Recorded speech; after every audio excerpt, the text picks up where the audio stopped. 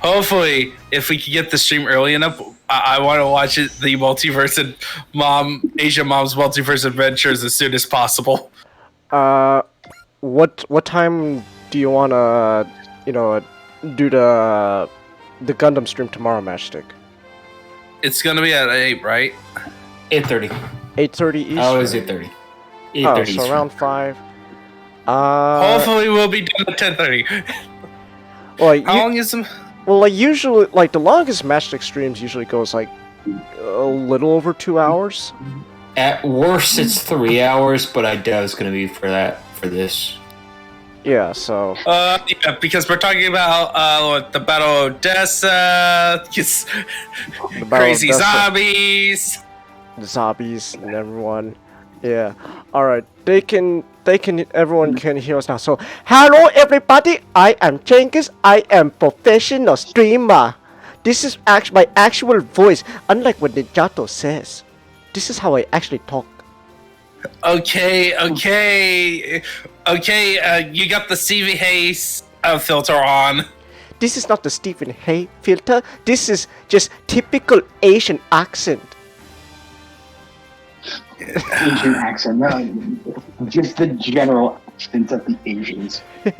So that means that yours is not the proper Hispanic accent. Well, you see, Ninjato, because you are not Asian, every Asian accent sounds same to you.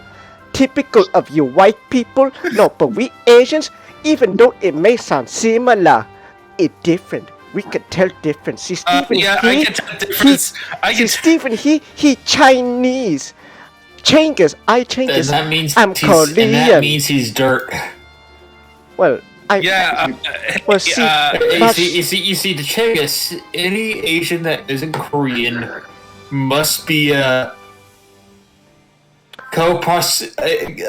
greater Asian co-prosperity spheres into the ground. If you're Japanese, you would have to have a deeper voice. Oh, so you mean I have to talk like this? No, that's just fucking terrible. This. Yes, I have maxed out Majinga Zero. Zero. I need to find a way to get. Okay,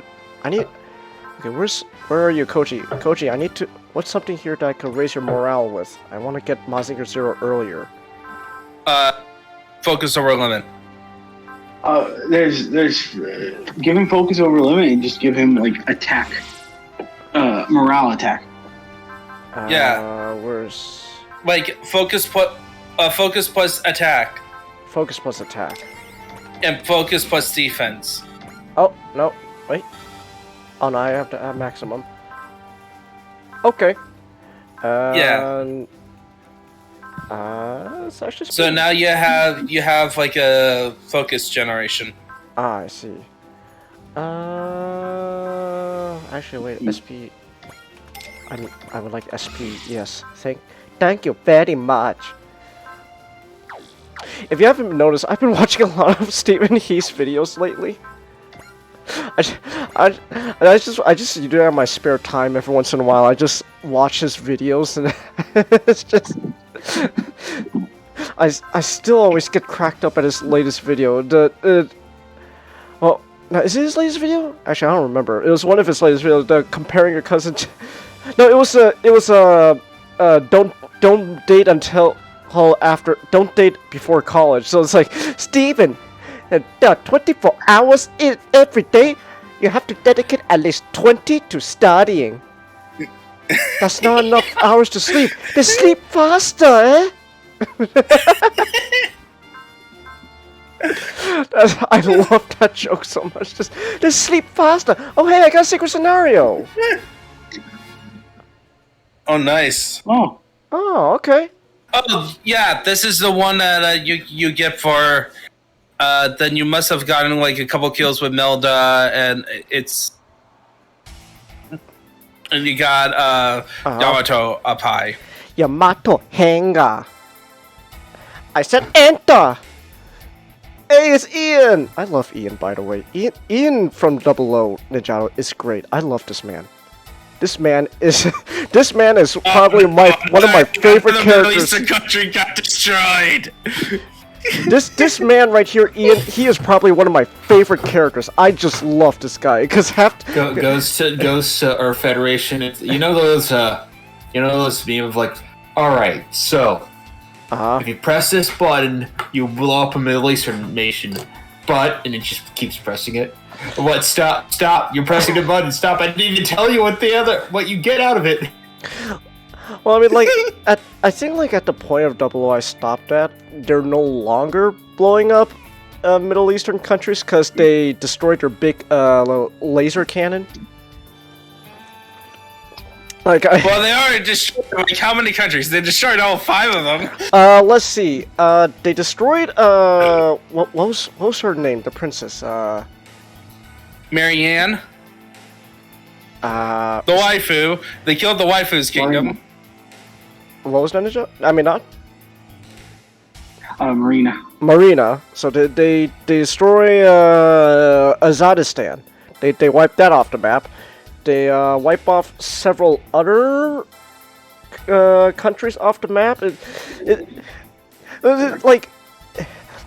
reason why they do this is because just in the show Double O, like pretty much the Middle Eastern countries are the most opposed to the Earth Federation going, hey, join the Earth Federation and you'll get access to our nifty solar power.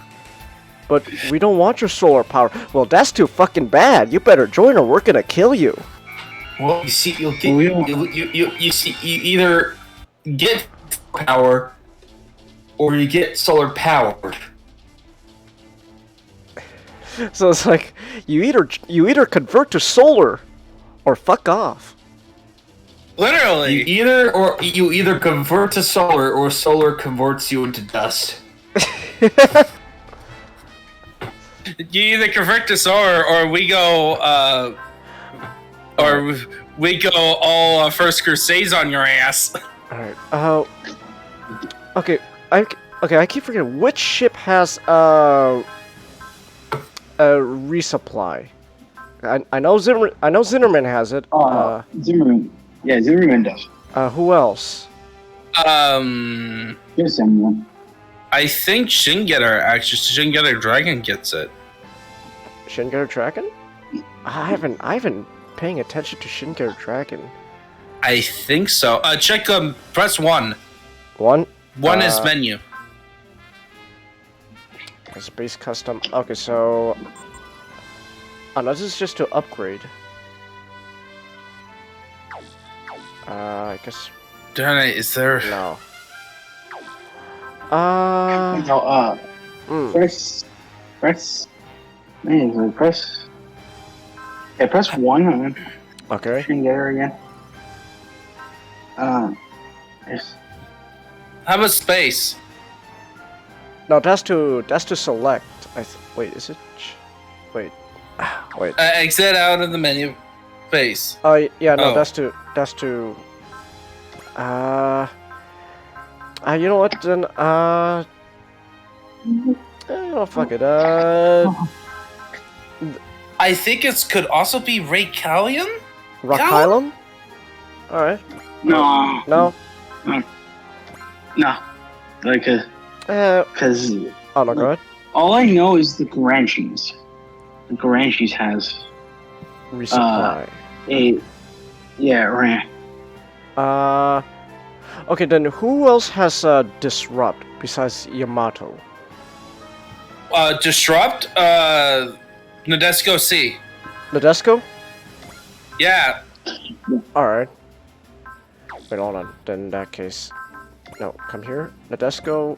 Wait. Actually... No! Actually, hold on. In that case, then I need to fucking pay attention to Nadesco then. Okay, My goodness!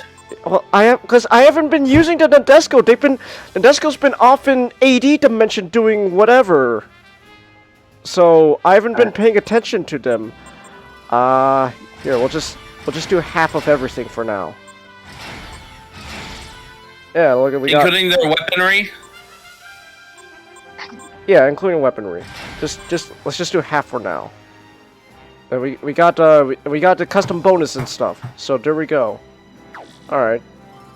I'm ashamed of you, Well, Changus. Because I haven't been using the Nadesco, Ninjato. I told you, like Nadesco and Tall Miles, they've been fucking off in AD dimension doing cross-hand shit.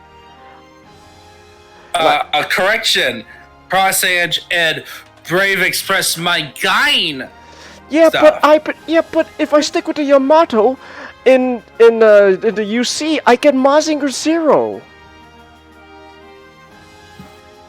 So eat that. Okay, I need Bosporus. I need that guy to resupply me. I was having trouble with energy last level. Sure, Sosuke Bosuke. I like Sosuke Bosuke. Wolski. Sure, we're not at Grand Thing. It's a space mission, so yeah, let's pull out the Gundams then. Oh, fuck. Really? What are you doing in the Kashatra? Oh, that's right, because I put Marita in the Banshee. Why not? Put them... Let's sort them out. Actually... Okay, first of all, let's do the 00 Gundams, because they're fucking broken. And, actually, you know what? Penelope and Kasai. Those are probably some of the best Gundams. Like, these Gundams are probably the best Gundams I've had so far. And Penelope's not even, like, fully upgraded. Kasai's fully upgraded. Hathaway's a fucking monster. Jesus Christ, Hathaway. Hathaway is a fucking beast. Hathaway. Correct. No, Even in correction. his game, he is a fucking. Yeah. You go in front of Hathaway, you die. Hathaway's fucking scary. Like, Jesus, Hathaway. Yeah, of course.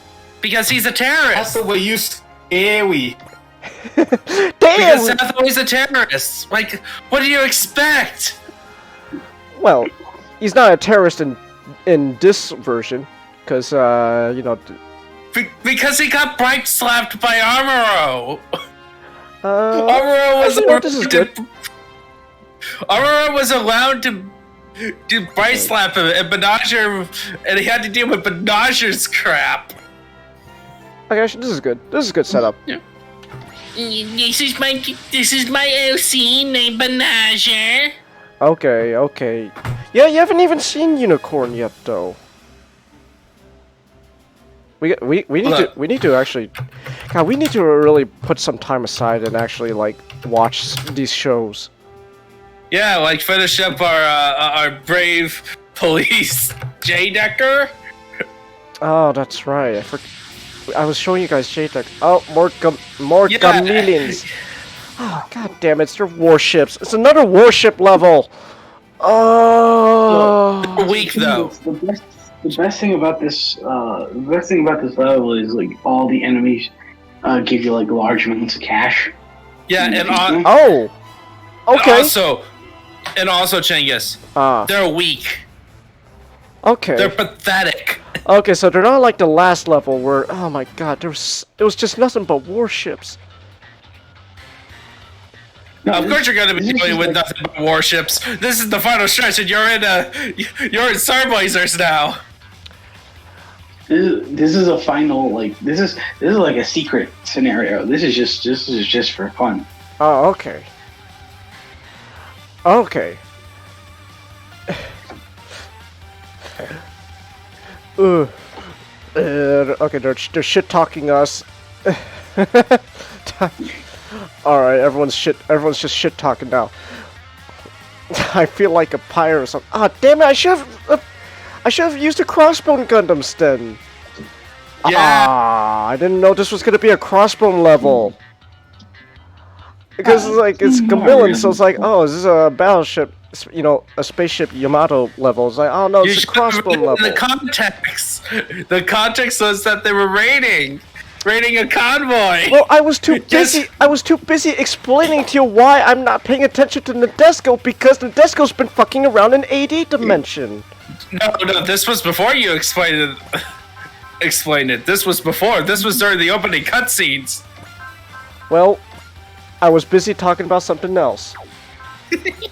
Alright. Hayato!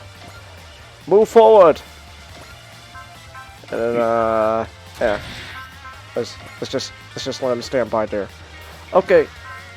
Oh no, Koji does not have Excel. So, we don't need that. Okay, Koji, move forward! Thank you! Kochi has bravery. That has XL. Oh. Yeah, but you want to save that for when he gets the strike. Okay, Sosuke Bosuke, you have Excel. I love calling him Sosuke Bosuke. Sosuke Bosuke. Sosuke Bosuke. Sosuke Bonte-kun. Then Soji, you can move up. Soji moves up. And then Zinnerman... Ooh, he does have Excel. Nice. Move up to support also Boss Borat. Stand by. Alright, and then Penelope... Wait, just... Wait, no, exit! Exit! Hold on. Okay, no. Penelope doesn't have Excel. Alright, everyone move up. Just move up, everyone. Oh, Hathaway, look at this monster, even without Excel. Like, just look at the fucking range Hathaway has. Like, Hathaway is a fucking broken unit. Look at Alleluia. This is insane. Almost like half the fucking. It's just like it's like a Dragon Ball Z character. You see Hathaway on the other side of the field. He just teleports and goes right in front of you, and kicks the shit out of you. They just start slapping shit out of you. Just ah. I am so mixed on how Uya's that design. What? His Gundam? Yeah, What's wrong with it? I can't take the legs seriously.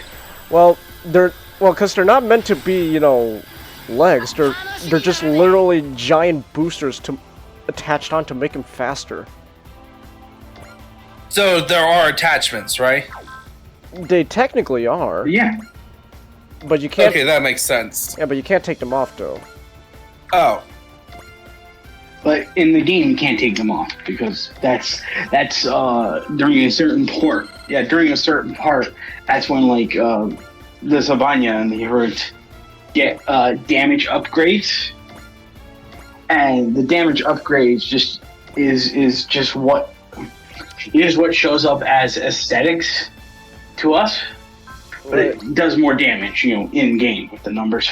Like the Zaban, I love the Zabanya's just upgrades. Yeah. Just okay, we're just gonna add 2 more, you know, 4 more panels, 2 on each shoulder. Okay, here you go, Zabanya. You good? Lock on? Yeah, I'm good. Okay, go. yeah, that looks cool. Well, Ninjato, the Zabanya is just. If I describe you as Zabanya, Ninjato, it's literally just. If Zabanya is just literally if Heavy Arms was a sniper. That's figured. That's just When I Zabanya. saw, like, that's what I figured is that it's just heavy arm. It's just a sniper version of heavy arms. Well, actually, it's scary. It's Heavy Arms that's a sniper, but with also funnels. Like Jesus Christ, lock on. I think that's a bit overkill, don't you think? I got a question. And are any of the members of the Double O crew like Wu Fei?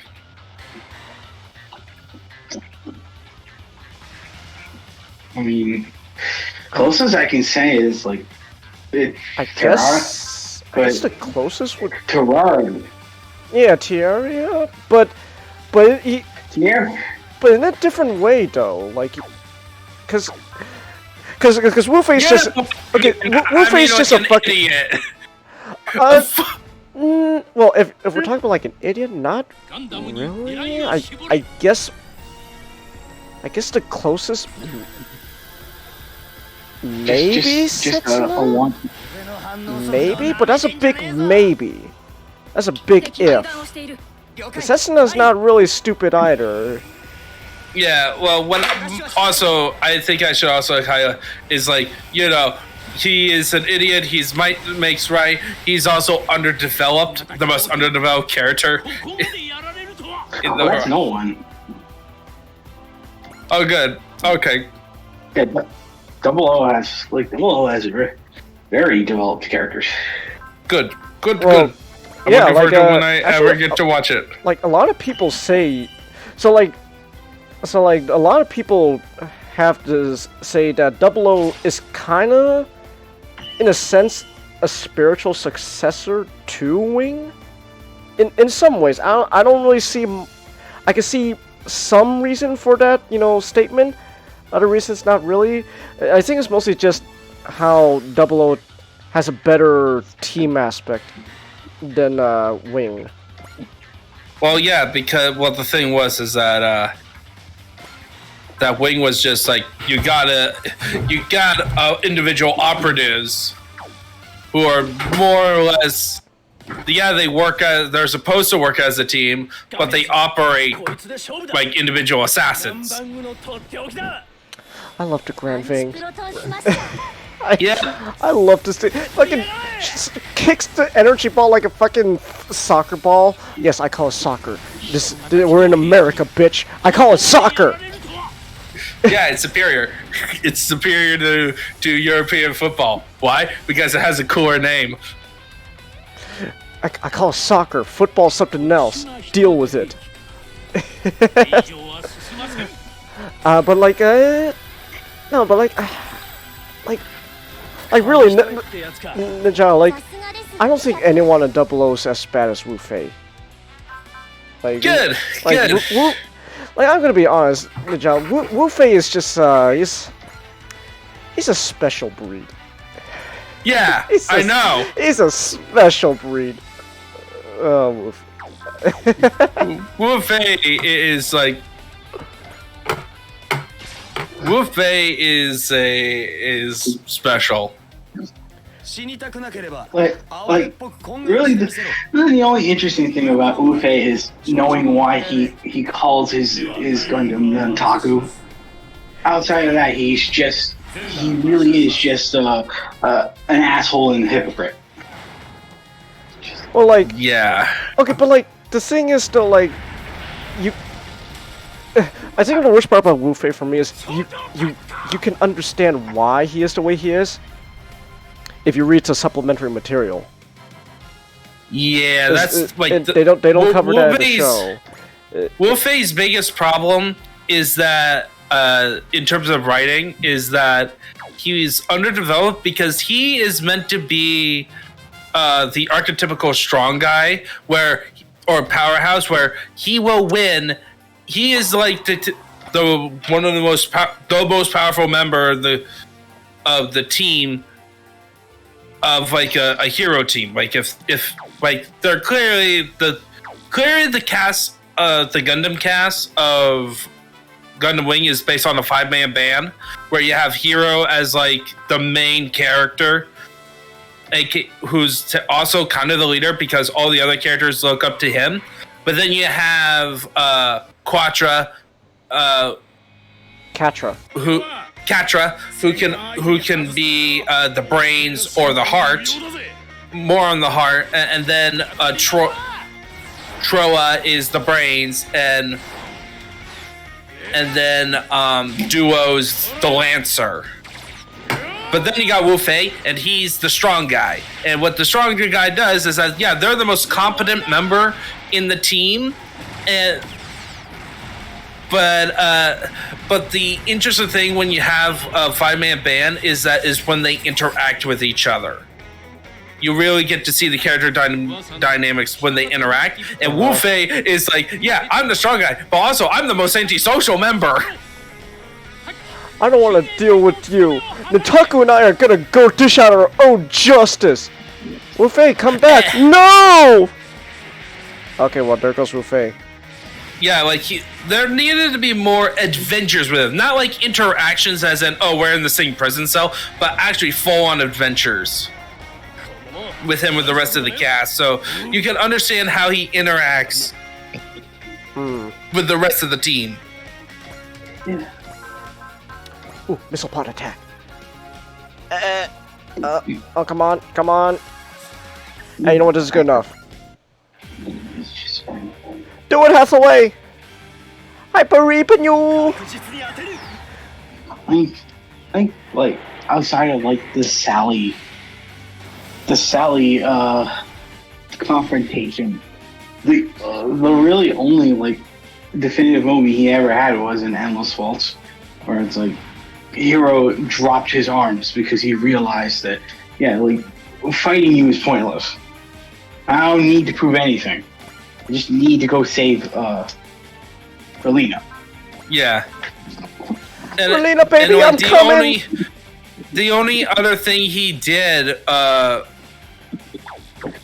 was like in relationship to his colony. That's it. And then like the whole thing with the whole thing was just okay. They were building up to be like Trey's nemesis, because towards the end of the show, like he gets the final strike on Trey's, because it's Yeah, it's but like Trace was out of the picture for like a good chunk of the show. Yeah, and that's the problem. My biggest problem, and I brought this up before, is like they pulled up great twists, but pulled up some of them off way too a little bit too early. Which resulted in this. So we had like the second act. The reason why I feel so dragged is that simple. Trace was not there for most of the second act. Trace was doing nothing. Trace, like we don't know what the hell Trace is up to. And then by the time after Romefeller takes over completely, and by the time we get back to Trace, you're like, oh hey Trace, how you doing? Oh, by the way, Hero, here's the Epion. What's an Epion? I don't know, Hero. I just made it based off of data I collected from Wing Zero. Good luck. Oh. Yeah. Okay. Yeah, like, and which is that? Like, Trace is the best villain, one of the best Gundam villains, and like I understand what they were going for with Trace. I just wish there was more stuff. I'm going to end war. I'm going to end meaningless conflict by sending all our weapons up into space to be destroyed. Now, Zex, I hope you are playing along with my plan, otherwise this plan is gonna be really fucking stupid. Don't worry, buddy, I got your back. You send all your weapons, and I'm gonna create the biggest, bloodiest war you've ever seen. Awesome. This is why you're my favorite. Oh, what's system seizure? That is like a disrupt. Oh, okay. You can apply an effect once per map. Agitate is the one you're looking for. Agitate. Okay. Agitate is disrupt. Oh. Okay. Mm-hmm. Okay, that's gonna be useful later on then. Oh my god. I really could have used that back when I was dealing with those warships. Alright. But Hallelujah. yeah. Like I actually like Gundam Wing is like, yeah, the second act was like the weakest part, but everything else was so good. Would you also agree with the pacing is kind of off? How like it feels like, again, like it feels like they want to do a certain idea, and then they just kind of cut to it. Like, oh, okay, here's the idea now. Here we go. Not really. Not really? I kind of felt like the opposite problem, where it's like, okay, this is what they're gonna do, but they're not gonna try to pull a corner.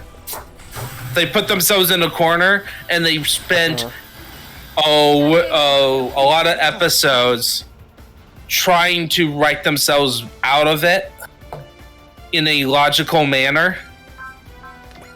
Alright, to get to the third act. It just feels like to me like there are times where they want to do something with the show, And then it's like, okay, here we're doing the idea now. Like, oh yeah, by the way, Romenfeld is completely taken over now. They did it. They won. Oh, okay. That was quick. Yeah, I know. Alright, next idea. Well, the thing is that they spent a long time building up to it. It's when this like they build up this stuff to it for so long that you feel like, oh, it should have been longer for the actual event.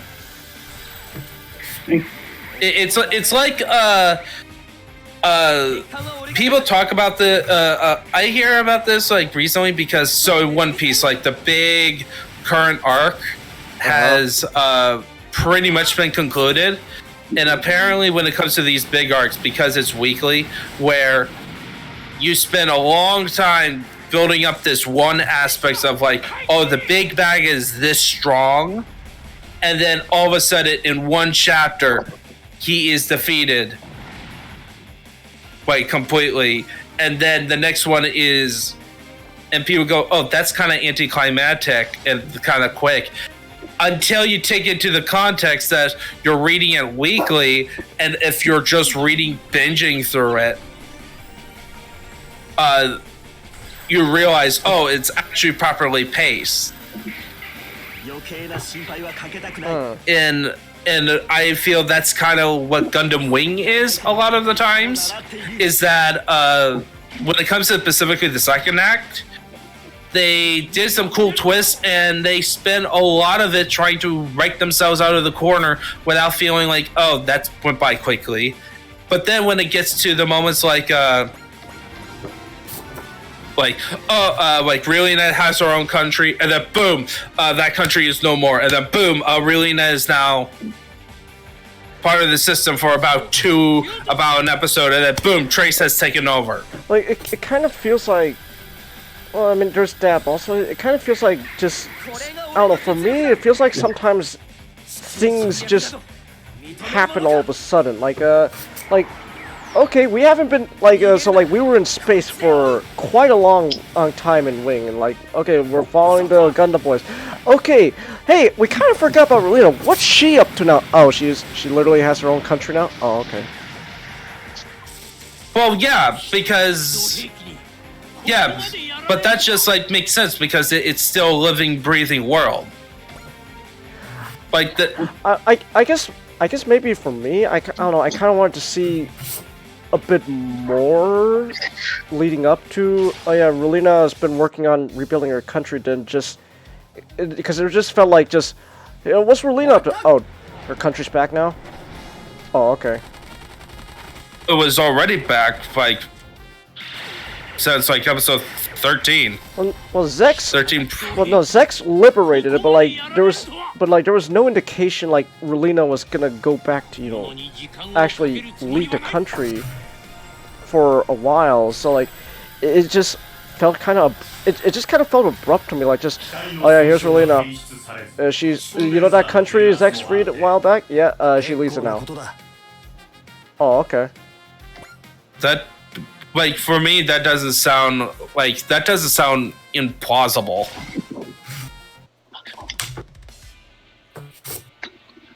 Like, especially when you know it's, oh yeah, Romenfeld wanted her to, like, take over the country for at least at the start, and then they realized, oh, this is a problem. I thought Romenfeld wanted that country wiped off. Like, from the beginning. No, okay, so, like, well, Relina would not have taken over the country without Romenfelder approval at the start. Because they wanted it's when it, like, Romenfelder operated is like, once it becomes a problem, yeah, we need to remove it. Oh, it became a problem real fucking quick then. It was just like, literally, like, the episode that the episode that just introduces Relina leading the country, at the very end, all of a sudden Romenfeld's like, oh yeah, now we want, second thought, this country is kind of a silly idea. Let's get rid of it. It's like, oh wow, that was quick. Oh yeah. But that's politics. Well, maybe that's just politics, but like, it just felt really abrupt. Just, oh yeah, you have your country back. Well, Okay, the thing is, again, is that I think your problem, Chinkis, is that you would like to see everything going on. I wouldn't say I want to see everything going on. Like, just if something's important, if something as important as the Sand Kingdom coming back is gonna be a thing. I don't know. I kind of want to see, Well, I would argue is that. Are you sure that's because a lot of the episodes up in space were more character focused? Yeah.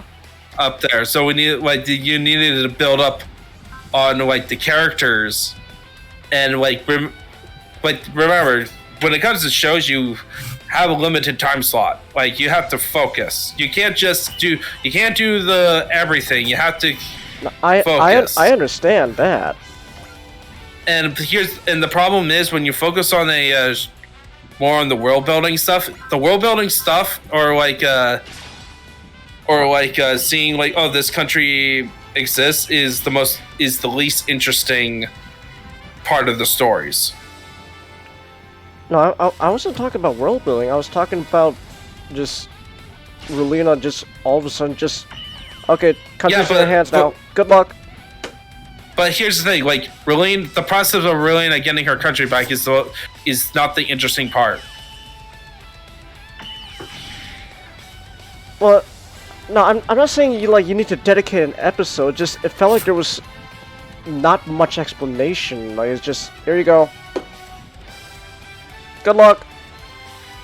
Okay, give it back. We don't like you having this country anymore. Give it back. No, give it back.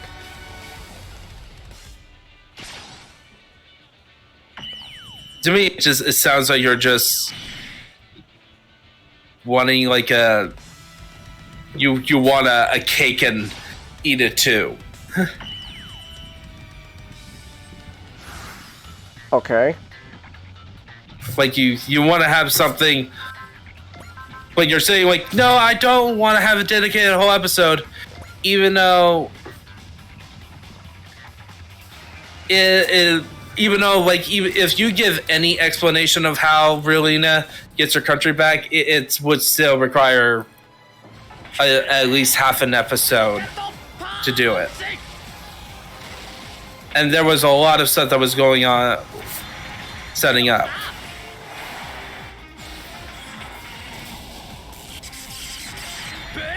Okay.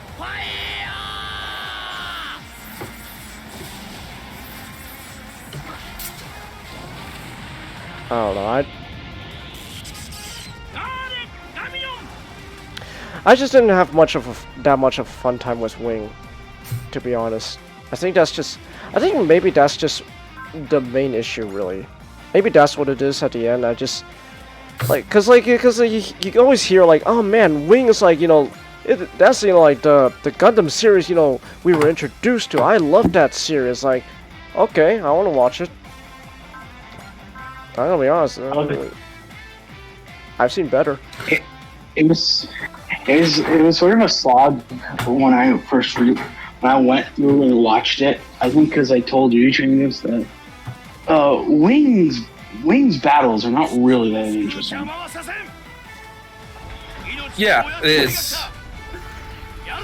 that's the one thing I will always knock against that show because they try to sell so much with the idea of these Gundams being so indestructible that they just have to mow down dozens and dozens of fighters at once. It's it kind of gets tiring when it's episode by episode. The only threats they really face is Trays. Trays or Zex. And you can't just have Trays and Zex in every episode. And that's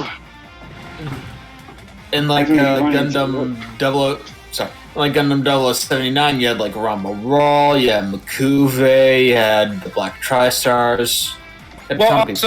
Also it's Also, the Gundam was at a lower power level.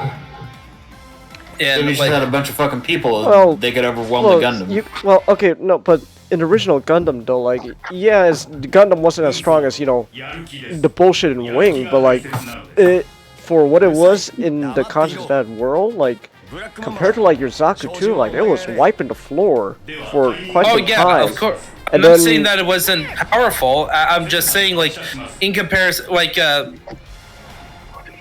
the thing is that there's a balance between power levels. I think, like, Wing's biggest flaw, I agree with you. The problem is that the problem with Wing is that it has the case of modern mecha. The Wing has the problem that most modern mecha has, where it wants to operate in a real robot setting, but they also want to get away with super robot stuff.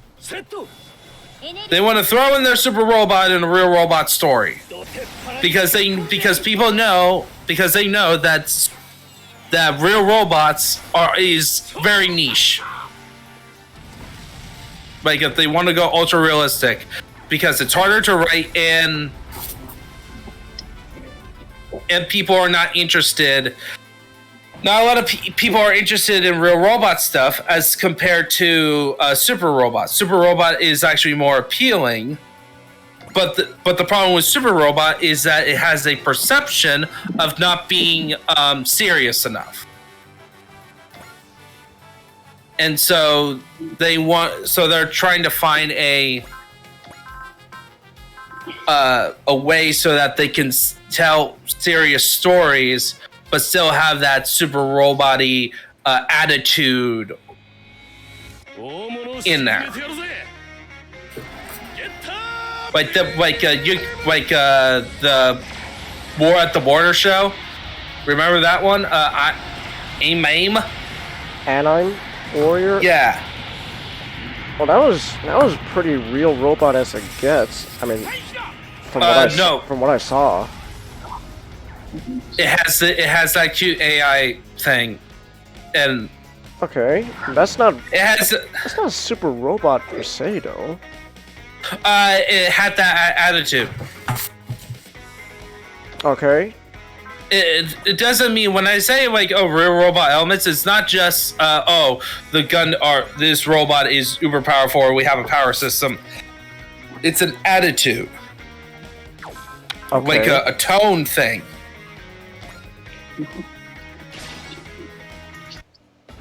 Okay.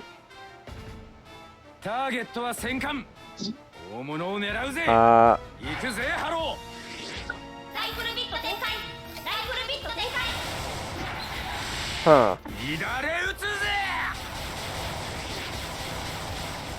And it's also that middle ground approach is what people is also a barrier. What people is like, I can't get into mecha as much because it's neither realistic nor over the top ridiculousness. Okay. What about other Gundams? What about like even like some of the other UC stuff? Like the Gundam stuff can get away. Like Gundam can get away because it's basically Star Wars. Okay. Like Gundam is gonna make money just because of the brand. Okay. Come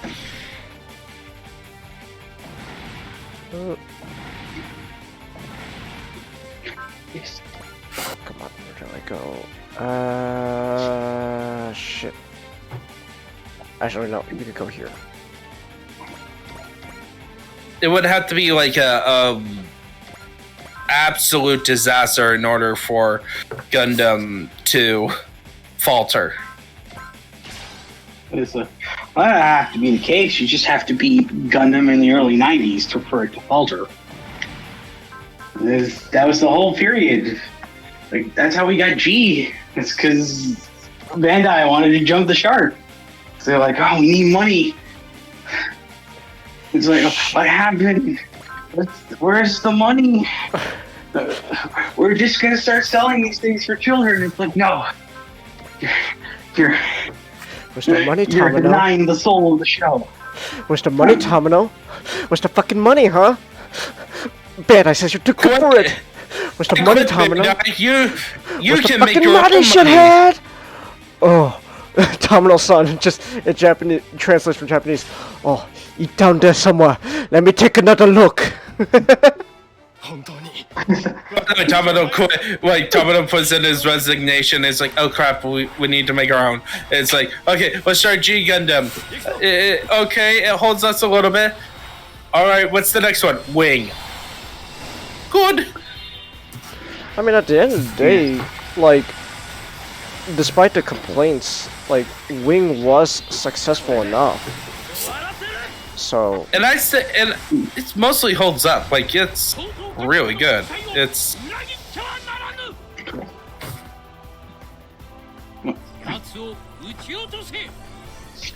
Like, I'm not saying that it's flawless, but it's. No, but like I'm just saying, like, if since you brought up, like, you know, money, it's like at the end, if you're gonna bring up money, like at the end of the day, Wing is still successful. Like they're still pumping out Wing model kits. And no G Gundam. Well, God Gundam's getting a real great later this year. Yeah, but who gives a shit about God Gundam when the Maxter Gundam exists? And Shining Gundam. Fuck China Gundam. Well, Shining. No, he knows that. Master says he doesn't care about the Shining Gundam. First, the God Gundam.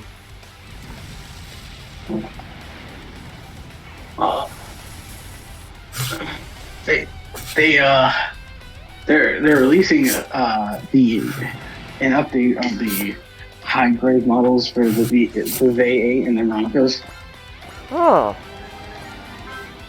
So Nice. so yeah, it's like, yeah, you're right, Changus. Wing is so popular. Earlier this year, I literally got that the fucking Verka kit of Wing Zero. Alright, I need to go to bed. I have the same. Nice. Alright, have a good night, guys. Good night. Alright. Have a good night, Ninja. I always feel like there's a conflict issue. Because Okay. it's like the like, even if you make a super robot show, like G Gundam and Turn A are super robot shows by definition, and they have great battles in that. Yeah. Like, in those shows, like, so, but it's like I think like, again, it's just where Wing falters is there's no compelling threat other than Trey's and Zex. Actually, what? Okay, so I tried to remember Wing. So Trey's like actually fairly early on just gets taken out of the picture, and then He shows up later. he shows up like towards the very fucking end. Well, no, he shows up like around like Middle, like kind of like, like a little bit later than middle. I think around Epion, I would say, is around the time, kind of like that time between the second and third act, like around that transition time. It's like around that transition time, like if the show's being, like if we take the whole show and we divide it into like 3 acts, so I would say around that like period between that second to third act, where we get introduced to Epion. There comes Trey's, but then he doesn't do much there either. He just literally says to Hero, "Here's Epion, have fun." I will. And then we don't see Trey's for after a while, and then he just shows up at the very end and said to Relina, like, "I'm taking over Romefeller now," and all that. Oh, what do I do then? I don't know. Fuck off.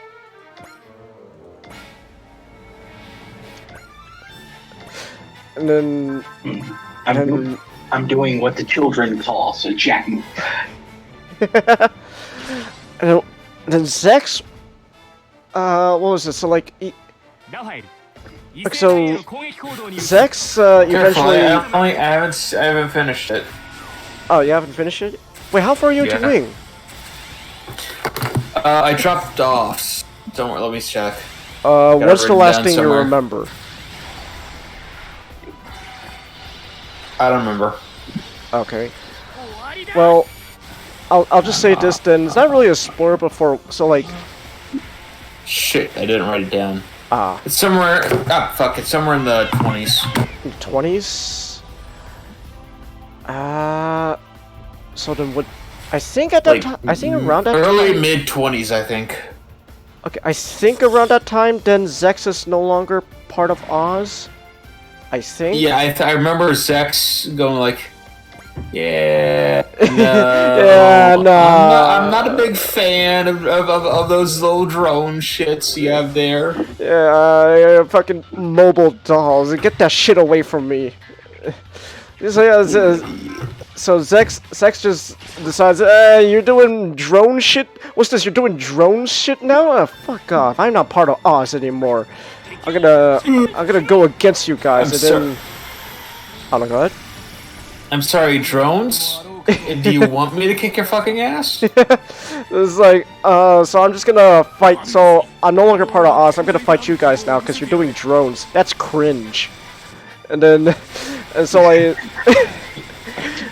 and so he goes fighting Oz for a bit, and then there was like a brief thing with him and Hero and Troa, but then they kind of go their separate ways again. I remember. Oh, you remember? The last thing I remember is the I think it was just right after the shit. They try to I forget the word. With it was the scientists are locked up alongside Duo and wait, what's the guy's name again? Wu Fei. And they're trying to suck the air. I think it's right after that. Oh, oh, okay. Actually, that's not that bad. That's so then that means you're gonna. Oh, that means you're gonna get Death Scythe health soon, pretty quick. Death Scythe health is pretty cool.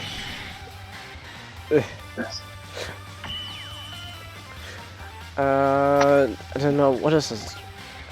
Oh yeah, you get Death Scythe health, and then I guess also Wu Fei's fucking the Ultron. Yeah, Ultron. Yeah, I guess the Ultron. Wacky, wavy, inflatable arm playing human. Wacky, wavy, arm playing human. So that's what Wu Fei's doing. It's just he gets whacking inflatable arm Gundam, and then that's kind of, well, actually, like that's the thing. Like that's actually one thing I actually. So like, I remember a while you asked me like, do I prefer like the Endless Waltz designs over the TV one? I will say, overall, I like Endless Waltz Ultron base Gundam design. I don't like the wacky inflatable flailing arms though. Like at least in the TV show, you know, Isn't there like a Family Guy skit of like the wacky inflatable arms guy, and you just put in that Gundam, the mobile suit you're talking about? Ah shit! No, stand by! I think that was a Family Guy skit. You know what you know the one I'm talking about. It was like Family Guy or something like that. Yeah, so it's like, well, like at least in a TV show, Wu Fei, his inflatable arm things, you know, could breathe fire and shit. But then in Endless Wall, it's like, no, there's not even fire shit anymore. He just literally flails them around to attack Hero. Hero, how are you getting your ass kicked by this? What the hell? In Super Robot Wars X, the attack is just like the dual arms, which is like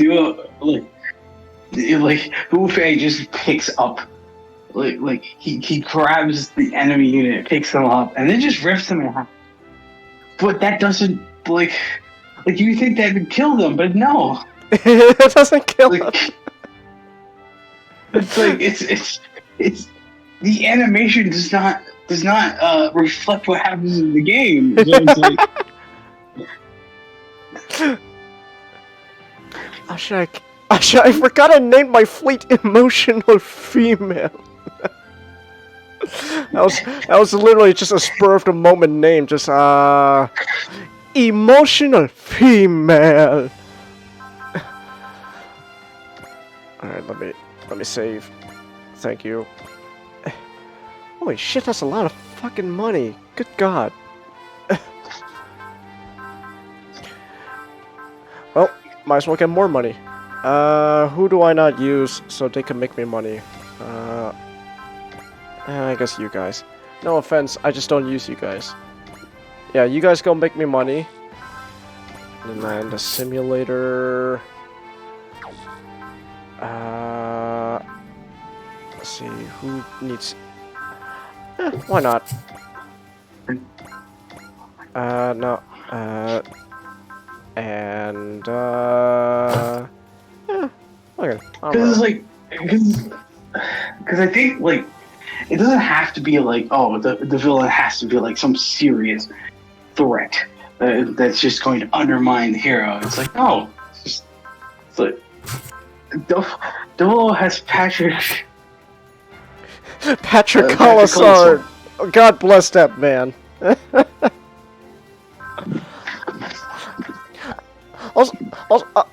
Also, just real quick, I've been watching a bit of Build Divers. Like, whoever's in charge of Build Divers, clearly they love Patrick, because he's in like every episode in the background.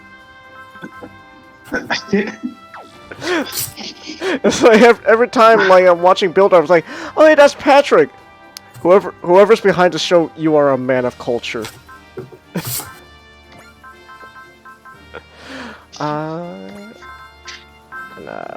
Sure, why not? You guys get to kill, and then attack points. Why not? You guys give me attack points. Execute. Thank you. I think the best thing about those cameos would be like his gunpla always gets destroyed, but the pilot inside always miraculously survives. Oh, I love Patrick. You know he's not the top of that relationship, though. Who's Patrick again? Patrick Colasar from Gundam 00. Just he's great. Okay, I don't know who he is. Because he's in Gundam 00. Basically, the whole. Is he the weeb? No, I wouldn't say that. So the running gag with Patrick Matchstick. So the running gag with Patrick is he survives every fight, but he always loses every fight. So like he'll be in and the thing is like he's also initially kind of really just. Actually, I don't know. Patrick's great. So the very first episode. Matchstick. The very first episode of Gundam 00, Patrick is being a test pilot for like an experimental mobile suit, and then here comes Setsuna with the Gundam Exia, just slices up the mobile suit like in half. Patrick gets and like there's a big explosion and stuff, and Patrick just gets out like, I'm fine, I'll get you next time, Setsuna. And then that just becomes like a running gag for a bit, and then I don't know. What's her name? Not. Kati. Kati. Yeah, Kati. Patrick gets with Kati, and let's just say there's their relationship. There's literally a line where Kati just straight up says, he goes, I'll make a man out of you yet. and just and then just pulls Patrick by his tie into her like her room, and it's like, oh, yeah, you know Patrick's not the top in that relationship. No way. The thing about it is, she is his commanding officer. Literally in the movie, Patrick takes on her name. Like I know that's because of like well, I know that's because of like Japanese reasons, like Japanese laws and stuff. But like I just find it's funny though. Just he takes on her last name when they get married. Like he becomes Patrick Mannequin, but it's like he doesn't care. He doesn't care. He doesn't care. I love that. In season 2, there's like I forgot which episode, but there's this really great moment where he's talking to Kari, just Commander, I'm here. Oh my God, why are you here? They ordered me to be here. You shouldn't be here. Well, orders are orders, so you're stuck with me now. Oh no. Oh, they even gave me a nickname. They call me the Invisible Commissar. Isn't that because you just lose every? But you lose every fight, though. Yeah, but I survive. That's not winning, though. But I live. I give up.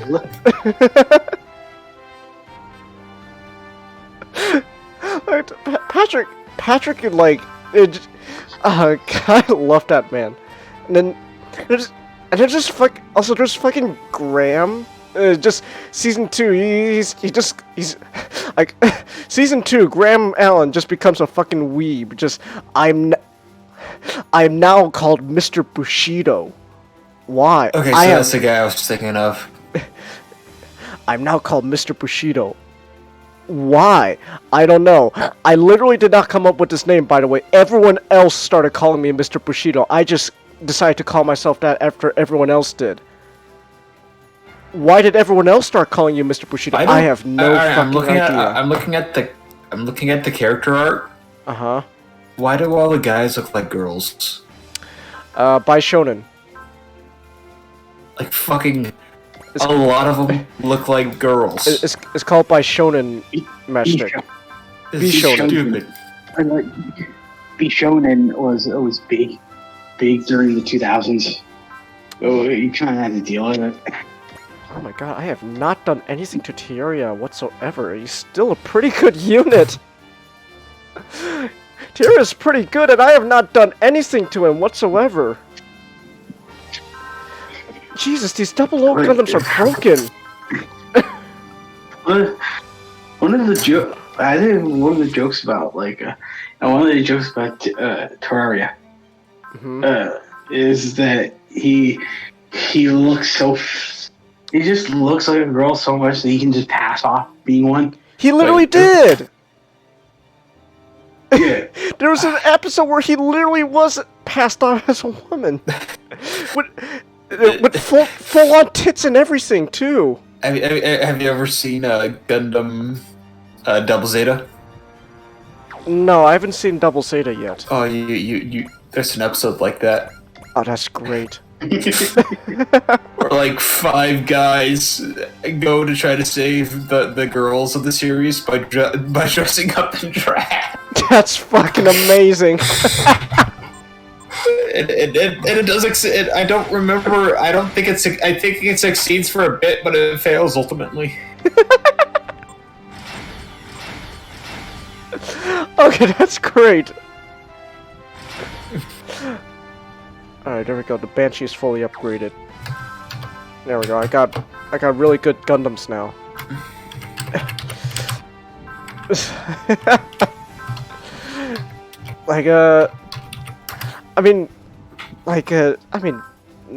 To be fair, like, it's not just Matchstick. If you want to know, if you want to talk about like sexually ambiguous Gundam characters, just look up the Gundam 00 Innovators.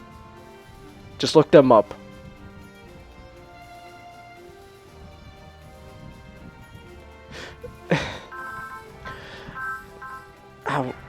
Yeah, that's actually a show I still need to pick up on again, because I need to watch that again. I just know that like, Alusia Haptis. That boy looks like a girl. Alleluia Haptism.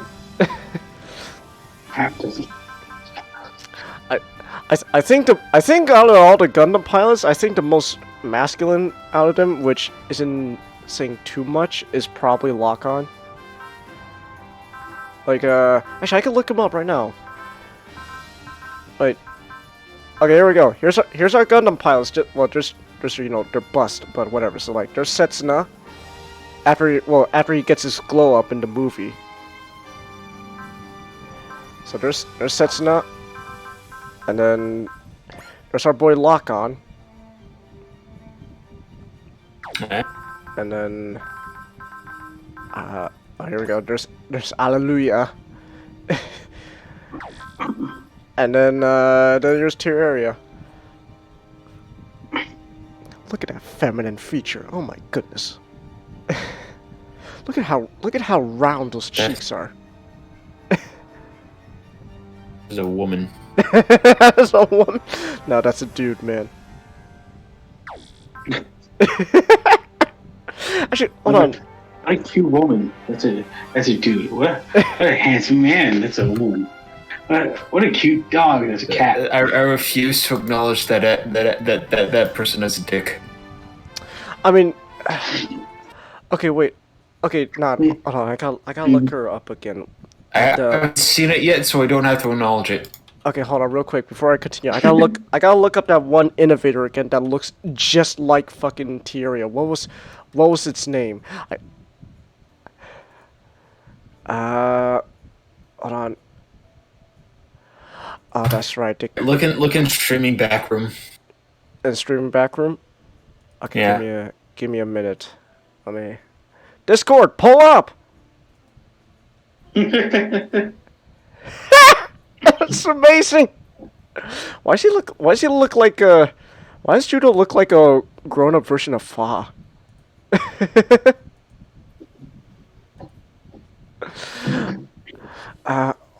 The hairstyle, probably. The hairstyle, probably. Okay, what's her name? Oh, here we go. Fucking Regina. What type of fucking name is that, by the way? Regina. Yeah, Regina. What's? That sounds really close to saying Regina. Man. Oh shit, Regina's a fucking guy too? Oh, what? Regina.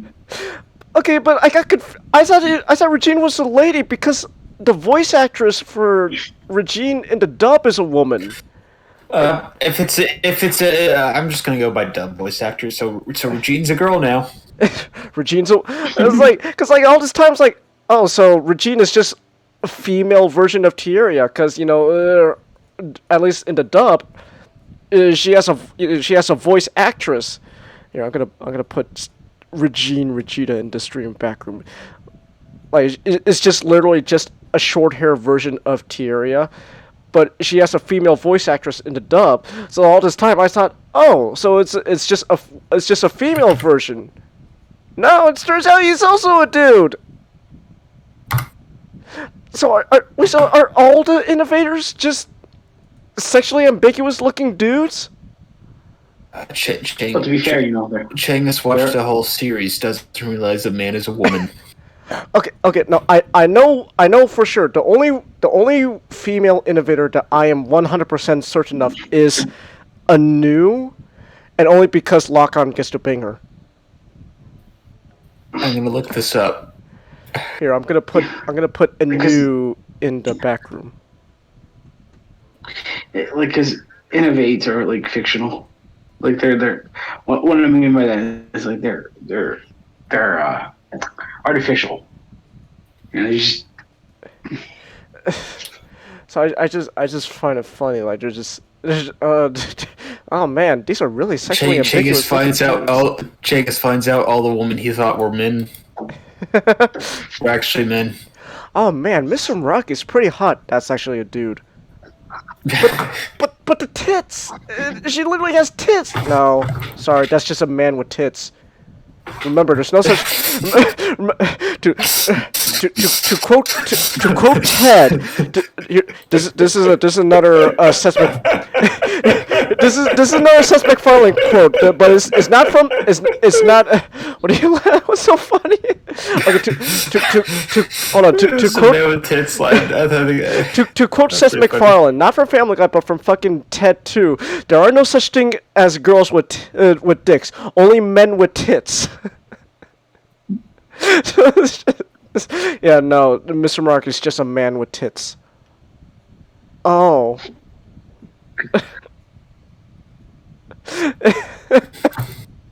like, okay, Mashtag, I'm gonna read you the name of these innovators and tell on a scale of 1 to this is beyond even Tomino. Rank them. Ribbons Allmark. Fuck. Regine Regita. It's Revive. weird future language. Revival. That's its actual name. Fucking that is Revive. beyond Revival. Healing Care. What? Healing Care. What the fuck name this? Hold on. I'm gonna save the best one for last. So you get Divine Nova. And then there's a new. It's not a name. And then there's a new returner who Lock-On gets to bang later on before Cessna fucking murks her. And then my favorite name to end it off, Bring Stappity. Chingus. Oh man, Zune, that girl in that anime is pretty hot. That's a guy. You know that guy right there is pretty cool. That's a girl. That's a cute dog. That's a cat. What is this? Also, I find it funny how Anu just stands out among the rest of Celestial, being like no one knows she's a member of Celestial. She's actually an innovator, but I can already tell she's an innovator based on her fucking name. They can't tell that she's an innovator because she has tits. But it's like I am there's that too, but like but I immediately knew from the beginning I saw her she's an innovator because. What kind of normal human being has a name like a new returner? Like, her name is Anu, and that doesn't raise any red flags. Well, of course, like if she had a normal name like Shot Weapon, no one would bat an eye. Shot Weapon.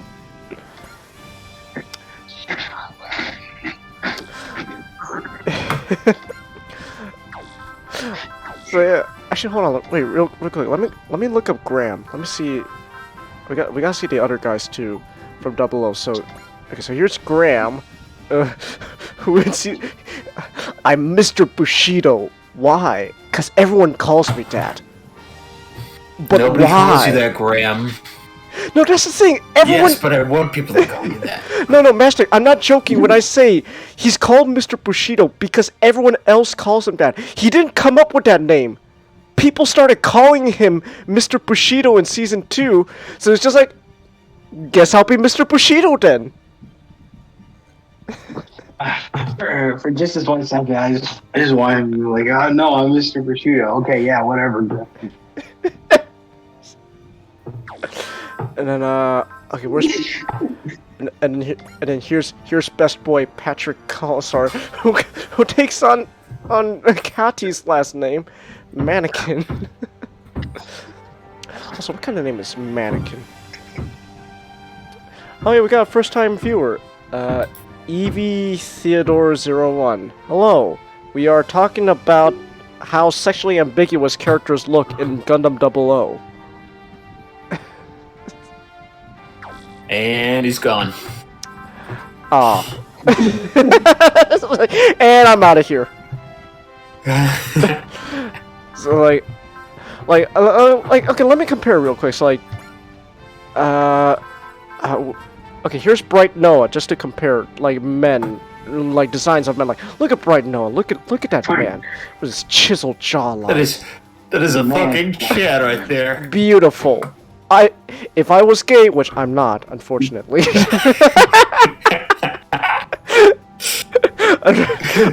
Unfortunately, I'm not gay. Come on. Let's be real. If Bright was real, we'd all be gay.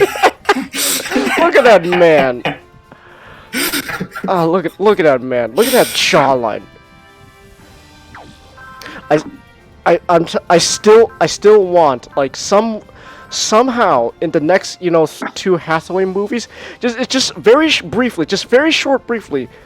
I just want to see Bright Noah with his fucking mustache.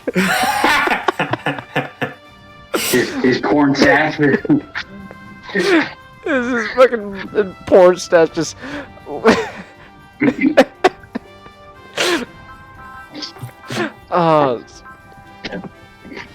How's ya? I'm doing good, Evie. I'm gonna continue the level soon. I just got caught up talking about how sexually ambiguous people look at Gundam. Yeah, no. Turns out Mr. Meraki was and Gundam Zeta. But they actually had to put some work in that. They had to put on makeup, on wigs, but no, the innovators just actually naturally look like chicks. They were genetically created to look sexually ambiguous. It's like, why? Why? What purpose does it serve? It takes time giving people secondary characteristics. I don't got that money. I don't got that money. Like, who's... okay, who... I know it's like... Well, like, Alejandro's, like, Splinter Cell group from Celestial Being, like, behind the Innovators or something like that. And so it's like, Alejandro, what were you thinking when you decided, okay, guys, hear me out. Innovators are gonna all be genetically designed to look sexually ambiguous. Why? Why? No, Chang. You misunderstand. That wasn't the selling point. I was in between the contracts that no one reads. It's like. It's just, okay. He goes to one guy who starts reading the in-between lines, and it's like, oh my god, we made a grave mistake. Oh god, what have we done? This was a mistake! Okay, hold on real quick. This is a sub-scenario. I need to pull up that walkthrough again. Where's the walkthrough? Okay, so where are we now? Okay, so we get a secret scenario. Okay, so we get a route split. So we either go with Yamato or Nadesco. Okay, so Yamato is all our Gundam boys, and then Nadesco is all our super robot boys. Okay. You know what? Fuck it. Let's go with Nadesco, because I love my Mazinger. How often do I stream? But you won't be able to see. See bitch boy Patrick. Well, I wouldn't go so. Look, Matchstick. I know what you're thinking, but trust me, Patrick is nowhere near close to bitch boy. He's great. I love that man. No homo. Unfortunately. Anyways, how often do I stream? So normally, Evie, mostly every day. Mostly. However, this week is different. It's gonna be very on the spur kind of stream whenever I'm available, cause I got jury duty this week. That's fun. So I gotta be ready to. So I have no idea when they're gonna call me in, to report into court or whatever. Why they can't just give me a schedule? I don't know. That would be, that would make things so much simpler. But no, they're like, no, we're not gonna give you a schedule. You just have to call us every day to see if you're coming in or not. That sounds like a fucking hassle. Well, too bad. Really, you have to call them? Like, the state of California is cheap enough not to send you Chingus. details through, email. Well, I mean, I know you're poor, but why the fuck are you spending your fucking time trying to get away from California? because I can't afford to get out of California in the first place, Matchstick. And I'm not. That's for unmotivated people. I am unmotivated. I'm not motivated enough to take down all The governor is raping your wallet, man. I don't give a shit. I'm too lazy to literally take down all the model kits off my shelves, take them off their base stands, take off all their weapons, unpose them, wrap them up, put them in a box, and move. I'm too fucking lazy to do that. It's too much of a hassle. Yeah. But imagine all of those Gundams you could pick. I don't care. I'm too lazy to. I'm too lazy. I was like, we're gonna find your escape train is and drive all the way there. I don't care how many miles it has to take. We're gonna wrap all your models individually. You're gonna pack them in boxes, and we're just gonna leave this fucking state. Let it burn to hell. We don't care. I'm grateful for that offer, but I'm too fucking lazy. I'm too lazy to do the effort of, okay, now I gotta unwrap these model kits, now I gotta pose them again, put them on their action base, give them all their weapons. Oh shit, do I even have all their weapons? Oh god, there's too many model kits I built. Changus. But you could buy so much more model kits with that money that doesn't go to the governor's pocket. I don't care, Matchstick. Besides, I'm in no rush to get any more model kits. I got a fucking backlog to deal with. I saw that fucking. How about this? Gas prices. What about my outrageous gas prices? You won't have outrageous gas prices. Yeah, but I don't even go out the house that so often. Changus, you're an adult in America. Eventually, you will have to do it a lot.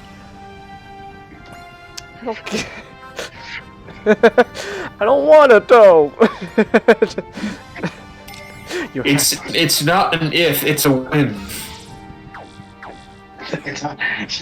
Change. It's not a matter of if. It's a matter of when. Well, I deny adulthood if it means I have to drive. I can't believe I met someone who literally has grown a Stockholm syndrome to their estate. Huh? It's not a Stockholm syndrome to stay. I'm just too fucking lazy. Changus, you are in California, and you are staying in California. It is Stockholm syndrome. It's not Stockholm syndrome. God damn. Well, what about your states? I'm pretty sure they're not so hot either. Changus. Well, yeah, like. But it's not Florida. No, excuse me. Sorry, I misspoke. But it's not California. You live in the worst state. I thought that was Illinois. You can share it with Illinois and New York.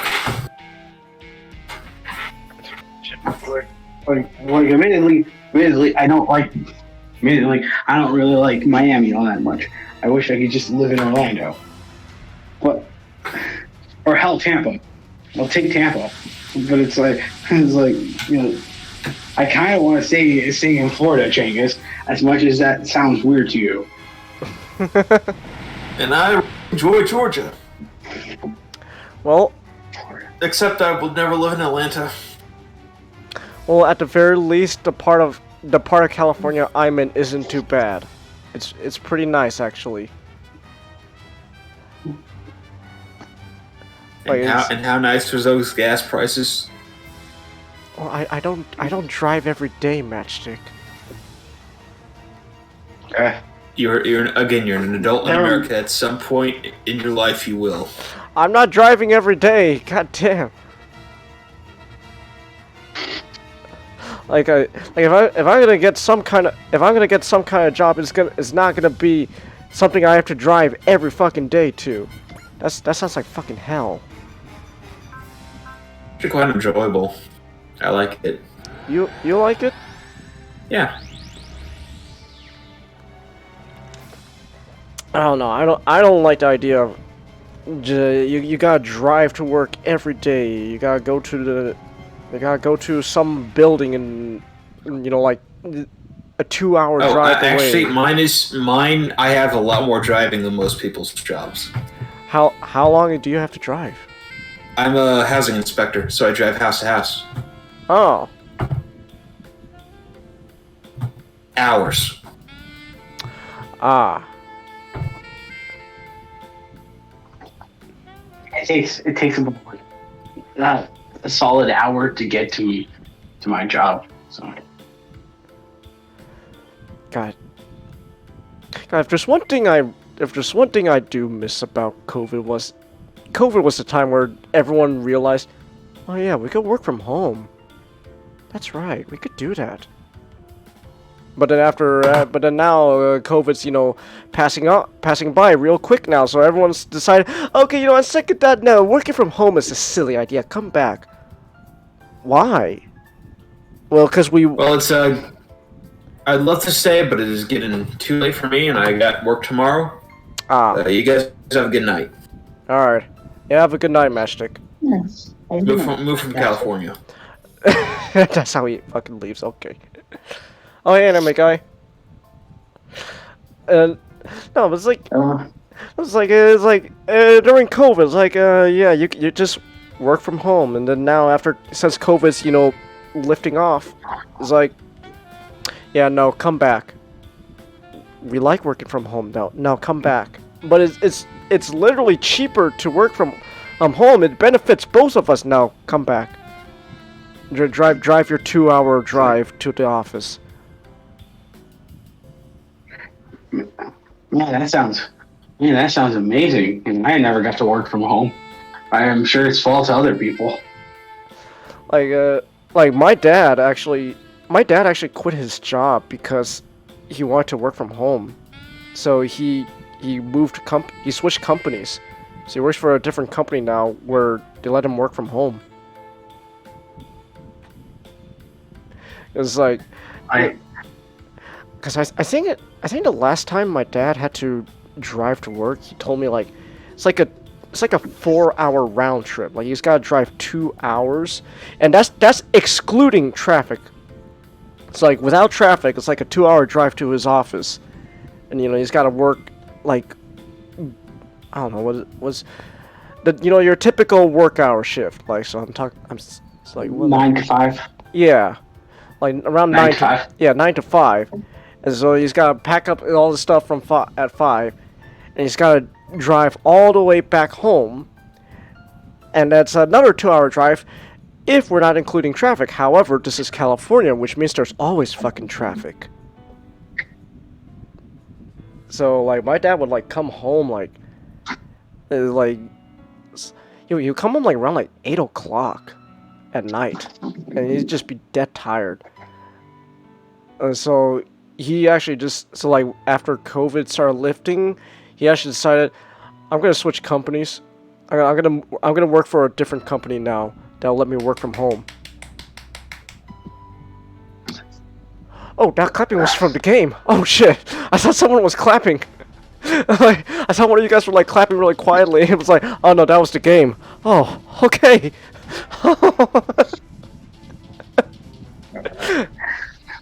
It's like. I was like, oh man, you don't have to clap for my dad. I'm glad you're happy for him and stuff. It's like, oh no, that's the game. Never mind.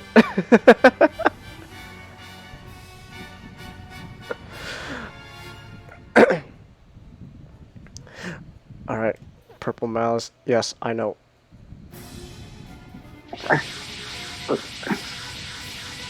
It's like, for the longest time, my mother got shit canned. Oh. I'm sorry. She worked for. She worked from. She worked for the same company for 18 years. Had to let her go because of COVID. Oh. Oh, damn. That's. I'm sorry. Damn. It's like she now works for the American Welder Society. And as a contractor, not a welder. I don't want you to get the wrong idea, but it's like, you know, she's doing great for herself, you know.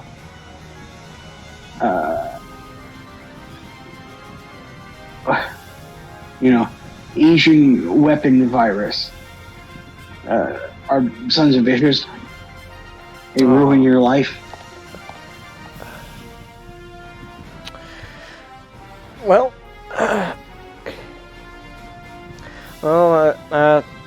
that is one thing I will say though. Like that is okay. That is actually one thing though that definitely fucking sucked about COVID. It's just a lot of people lost their jobs. Like no, okay, so COVID's hitting. So see ya. What? Yeah, see ya. Sir, we've been loyal workers for like 10 years. See ya. What are you still doing here? Get the fuck out.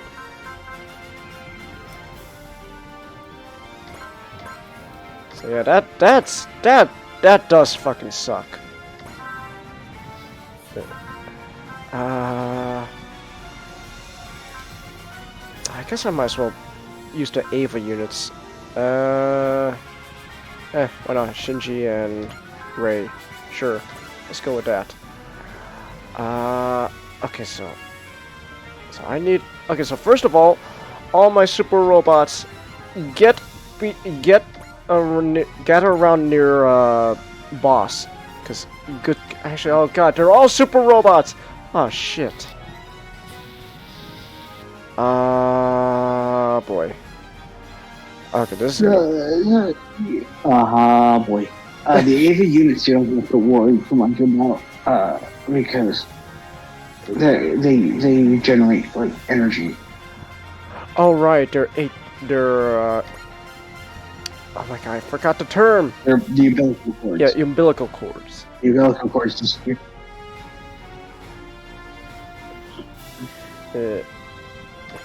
Evangelion, or as I like to call it, Hideaki Anno's anime to make you watch Ultraman.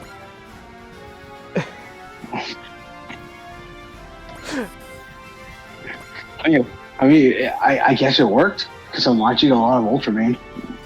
Nice. What do you think about it, by the way? Actually, a genuine question. Since you're watching Ultraman.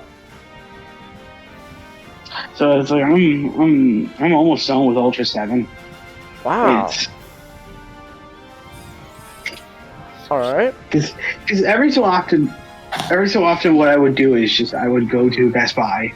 The Best Buy, like just like a half an hour away from my job, and so it's like I would just take the train that cuts through there, because around my job there's the university, the University of Miami.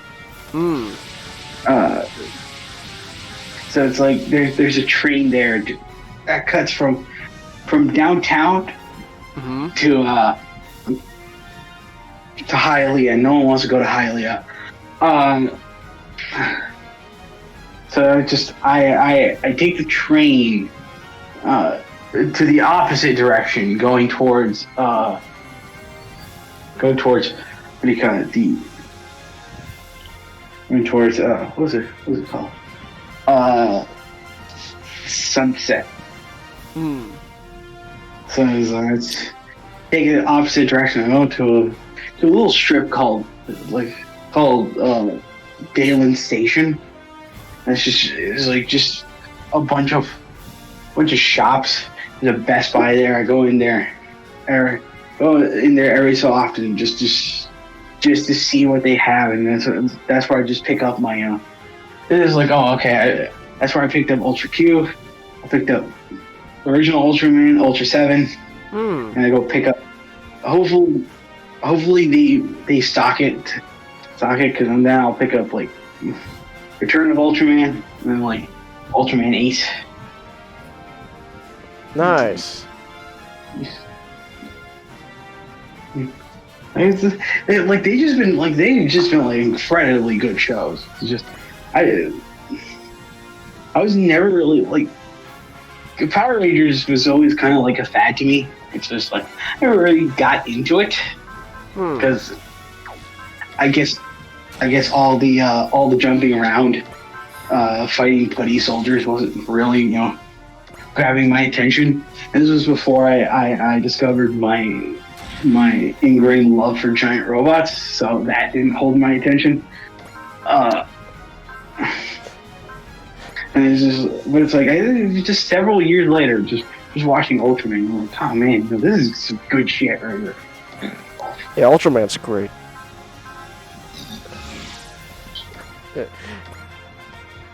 Ultraman's great. There's I call Evangelion Hideaki Anno's anime to make you watch Ultraman, because there's a lot of stuff actually in Eva that's just like, man, this is straight up from Ultraman. Certain way how camera shots, like how he frames certain things, like, hey, this feels like Ultraman.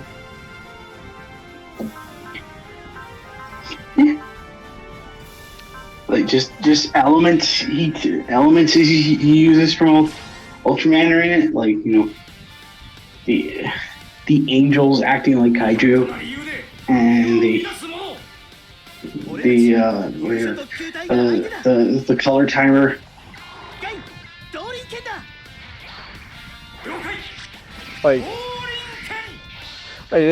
Evas are just essentially robot Ultramen.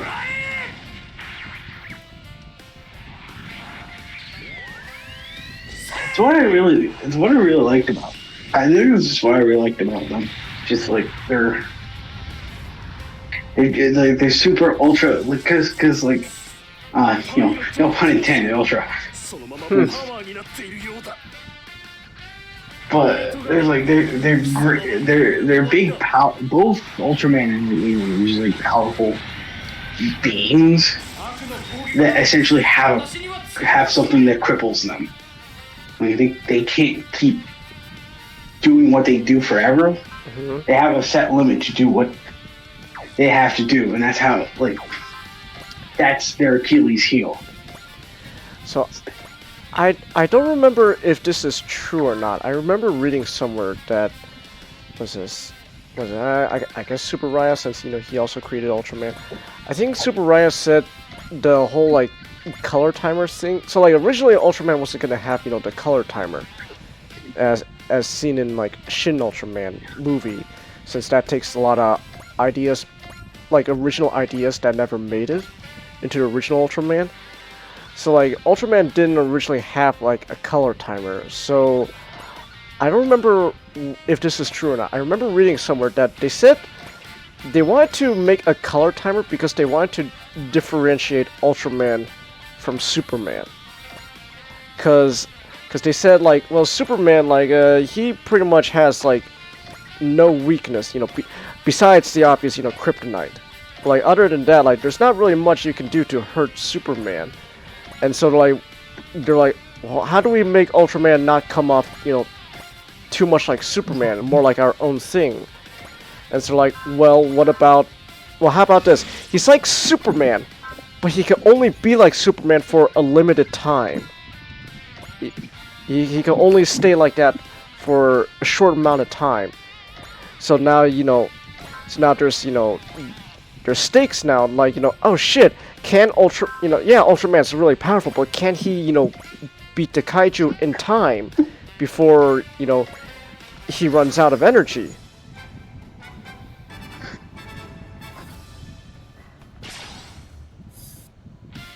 Yeah, it's I love heroes and robots that just have flaws or weaknesses like that. Because I just think it's when they achieve victory, made sweeter, knowing the fact that that flaw doesn't define what they are. It's just something they always have to keep working around. It's why I always like Gal Gaigar more.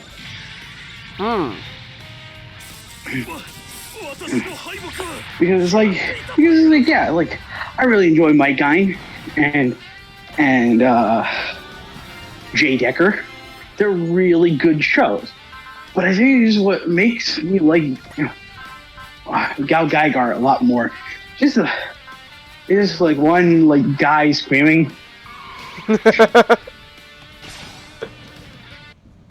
Just, do you know who I am? Do you know who I am? Do you know who you're talking to? Smashes the glass. Asian. But I really like the idea of like, okay, so here's a robot created. I really love the idea of like, oh, here's a robot that was created based on our understanding of alien technology. But as a robot, it kind of like as a robot, it's really great and powerful. But it's like there's moments where it just destroys. Some moments where it gets wrecked in battle, not because of the monsters, but because of its design flaws. Was the second episode? It's like, what happened to its arm? It got damaged. Was it from the attack? No. It got destroyed because we didn't perfect the combination timing. Yeah. Like it got destroyed. It's like the fact that it's like hell and heaven is Guy's powerful attack. You can't keep using it because it puts strain on both the robot and himself. So it's like, well, how can we make him use this most powerful attack? Well, we have to create something that can. We have to create something that can that has the same effect, but just concentrates it. That's how they make the Golden Hammer. But then even then, like they could after using the Golden Hammer just once, they're like, nah, shit, it's still too powerful. We need to concentrate it even more. How? I got it. We'll make a giant robot that sole purpose is to literally become a giant hand, so he can wield the hammer properly. Yeah. Oh yeah, that's what I love. That's what I love about it. It's like the normal Gal Gaigar hand can't hold the Golden Hammer because it will just destroy. Where's my purpose? Turn to a hand. Oh my god! Yeah, welcome to the club. Oh my god. I think that's what I love about. Actually, Nick, I think that's what I love about Goldie Mark. He probably knows that's his only purpose, but he's like, fuck it, who gives a shit? I mean, to be honest, Changus is like that. It's like that's his only purpose, but it's the most important purpose. Man, it was like without you, like shit can't get done. Yeah. Oh shit, I'm already pulling out the perfect cannon. Jesus, Maito. Perfect cannon.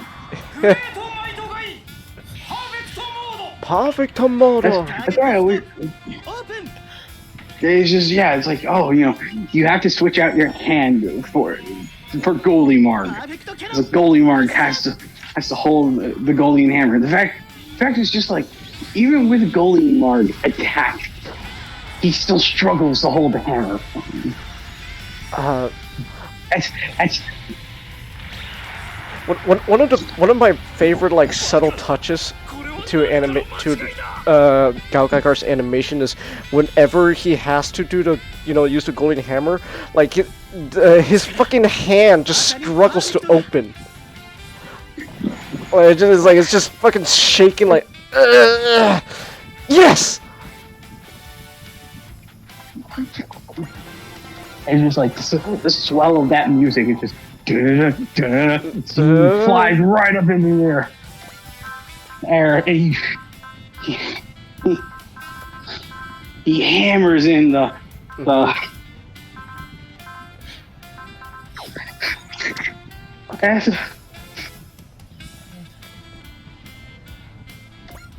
Okay, you know what, let's not use Perfect Cannon, because we're going to use up a lot of energy. No, let's just do Quick Fire. That's just what, like, how it... This is, like, such a great way to building up tension. Just create this means to which just, like, your ultimate attack takes the life out of you. But it puts a further awe into the ultimate attack, where it's like it's your most powerful, but even it can damage you. Wait, Nick, you said you finished the show, right? What do you think? Okay, so Nick, I have to ask, what do you think is like a standout moment for you? Oh man, that is genuinely tough. Here's the thing, man. Here's the thing. I told you about this before, but so there are moments in the show where, like, man, like I was like, man, I was wondering if like we could get like an episode where this happens, because, like, you know, to help it, and it almost always answers my it always answers me. Like, man, I kind of wish we got an episode where the main threat couldn't really be beaten entirely by the robots. Like, it was almost attacking the base, so everyone inside had to do something, and they did. Man, Choricha's been kind of out of the picture for a while. I hope you know he's not permanently dead. Oh shit, he killed the dinosaurs. Changus, the episode when Chioryujin comes back, I'm like, I had the thought, and what if Hyryo, Enryo, and Ryryo and Furio actually switched components? Literally, the next episode, literally at the next time on Galgaigar, Geki Ryujin and Goki Ryujin. And you're like, oh my god, I love this show. Like, it keeps answering my prayers. It's a show that gives me what I want.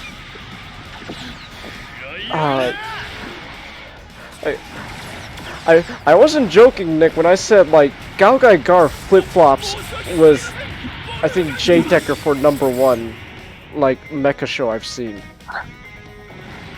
Because Galgaigar is fucking amazing.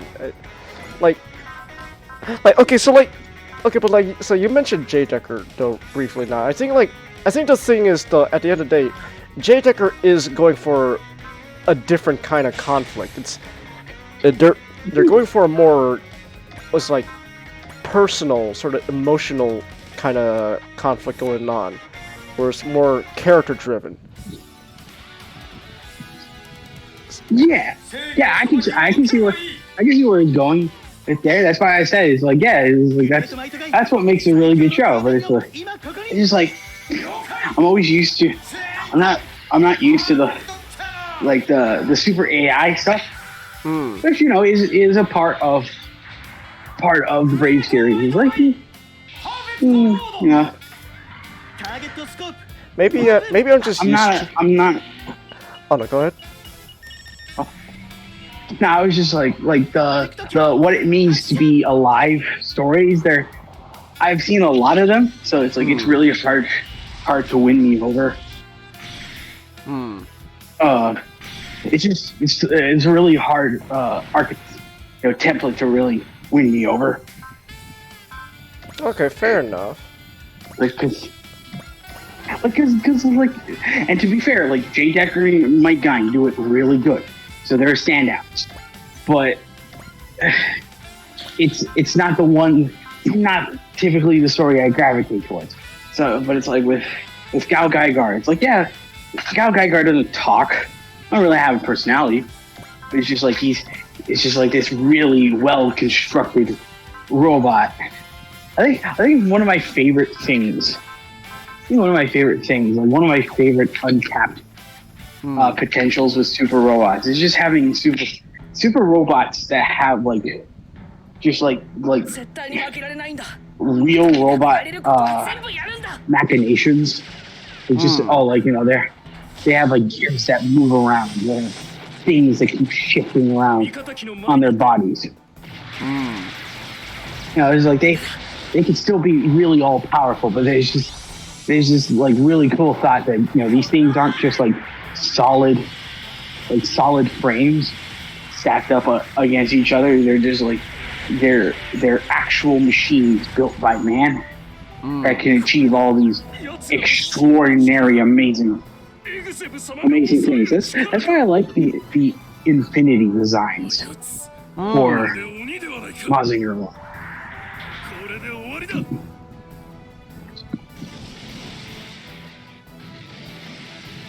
You know, it's. Oh, go ahead. I was just saying, it's kind of that mindset that actually made me. I remember, when I first read Get a Robo Go, the manga, I was initially kind of like, wow, this is, man, they really weak sauce Get a Robo, damn. But I guess when you put that mindset, and then when I read back, I was like, this is actually pretty cool. This is fucking cool. And then when they finally bring in, you know, the actual, you know, getter that's supposed to be, you know, invincible and stuff, it's actually portrayed, you know, not like, you know, oh man, this is a cool moment. This is like, what the fuck is that thing? Jesus Christ. That's scary.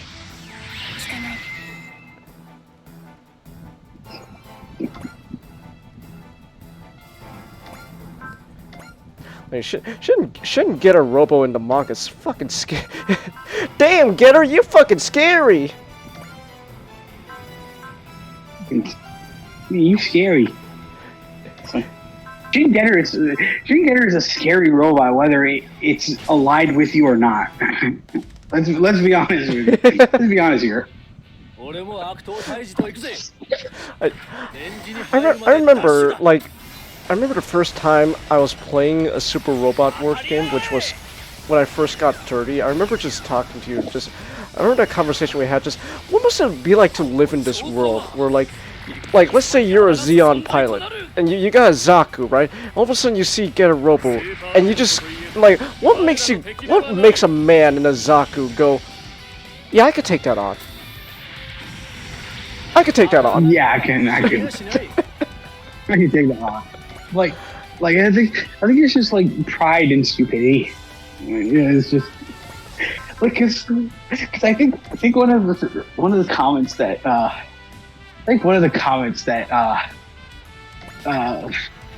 Ryoma said during the beginning of the game, where he's like, oh, you know, hey Ryoma, where do you think you are? What time do you think you are? Like 0083. Like, yeah, imagine it's like, dude, the Getter pilots were around during the 1 year war. Imagine seeing like original Getter Robo on that field. It's like, what compels a man to go, yeah, I could take that on.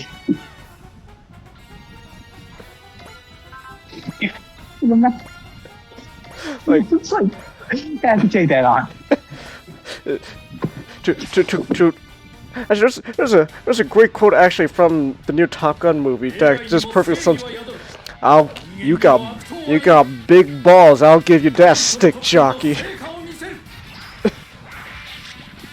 It's like, yeah, you got big balls, or stupidity. Either way, like, either way, it's just interesting to really think about just what compels a man to look at Mazinger in a Zakutu and go, I can win. It's like,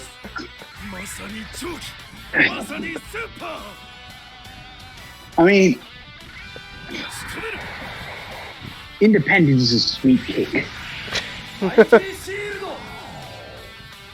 But sweeter But it's like, I might die trying to get that cake. What's the cooler way to die? I wonder. And it's like, do I die by getting killed by the robot closest to an eldritch abomination, or do I just die by a robot that takes the piss out of my robot 10 times over? Man, what a philosophical question I'm going through. I need to stop in my cockpit for a bit. It's like Jensen, keep going. We're losing. Hold on. Think about this. Has no one seriously ever thought about this? Like, we're charging into battle, and no one's ever, thought of this idea. Like, never crossed your minds. We are literally being mowed down. Get the fuck to the front line. Wait, just wait one more minute. I just really gotta think about this. And the next thing you know, the guy's just sliced in half by a giant axe. It's like, God bless the little greenhorn in his Gyaradogus charging into a getter, charging in to take head first Summoner of Sunshine. That man's gonna get blown to heaven come. 新品の機体は悪くない。たとえ AI がポンコツでもな。 Stuff like that always makes me laugh. I wonder who should I take on? So there's that white robot over there with just a gun. And there's that big black robot twice its size that's just literally punching everything. Let's go for the black robot. It's literally that Godzilla versus Kong meme of like, yeah, I could take him. Who will win? An eldritch abomination in the form of a robot that's powered by an energy source that's also delivering like the actual source of life itself, or one green Cyclops.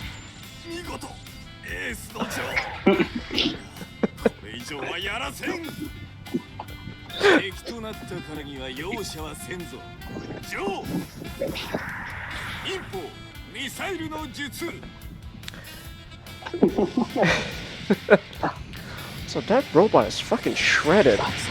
It's shooting missiles out of its pecs. Step up your game, Mazinger. You shoot missiles out of your abdomen. Shoot it out of your pecs like these guys. Well, the missiles. He's not shooting missiles out of his pecs, but one of his ultimate attacks is literally breast fire. Oh, fair enough.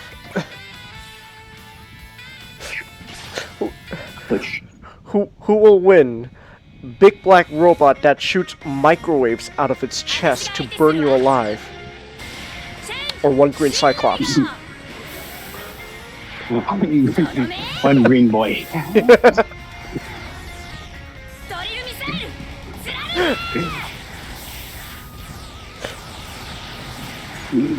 I wish SRW was here. He can make memes like that. Just one. Who will win? Giant red robot riding on top of a dragon, or one green boy?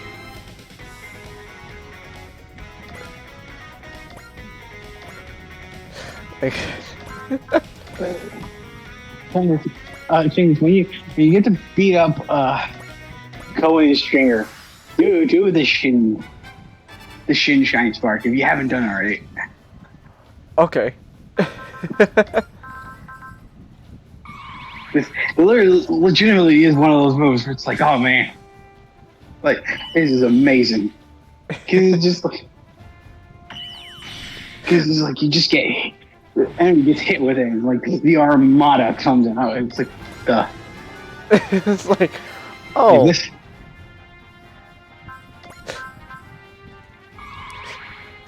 What compels a Zaku pilot to go? Yeah, I could take on a robot that will literally send me to another dimension to die. well, Full Frontal has the ability to send people back in time to die. Man, maybe to him it's just like Tuesday. Wait, I don't remember the time travel part from Unicorn. Where the hell was that? It's like I had this conversation with Steve Tangus. Like You did? But I don't remember the time. No, I know you told me about how Full Frontal came to be. I don't remember you telling me about the time travel part. Full Frontal, one of these nights I had a conversation with you. It's like Full Frontal could just use his bullshit powers to just send people back in time. Like he sent Benager all the way back to the beginning of the Universal Century just to watch the Laplace space station blow up.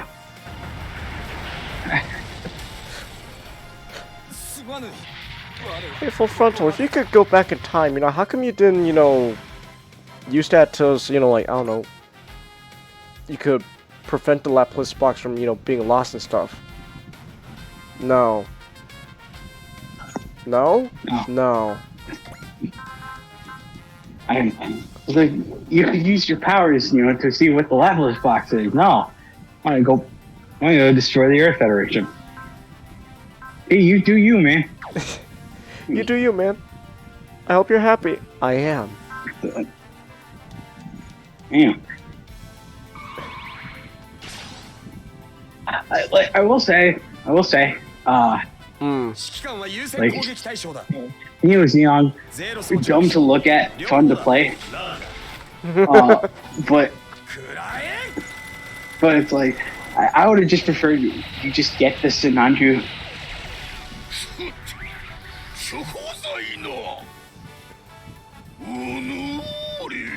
It's like, oh look, you have 3 mobile suits in your. I guess it's because it's like, oh yeah, you have 3 mobile suits in your party that are, like are the same devastating unit. That'd just be overkill in a game that already redefines the definition of overkill.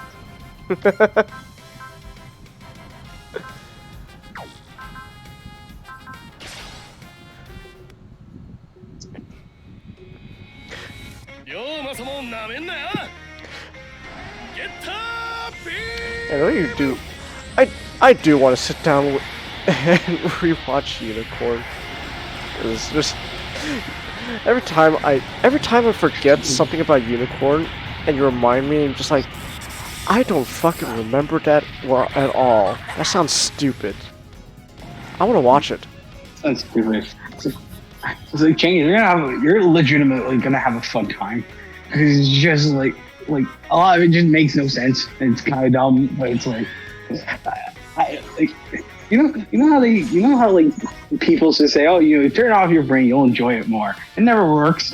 Like if you just turn off your brain and enjoy Unicorn, it doesn't make it better, but it just makes the ride fun. If I turn off my brain, will it make it better? No. Oh.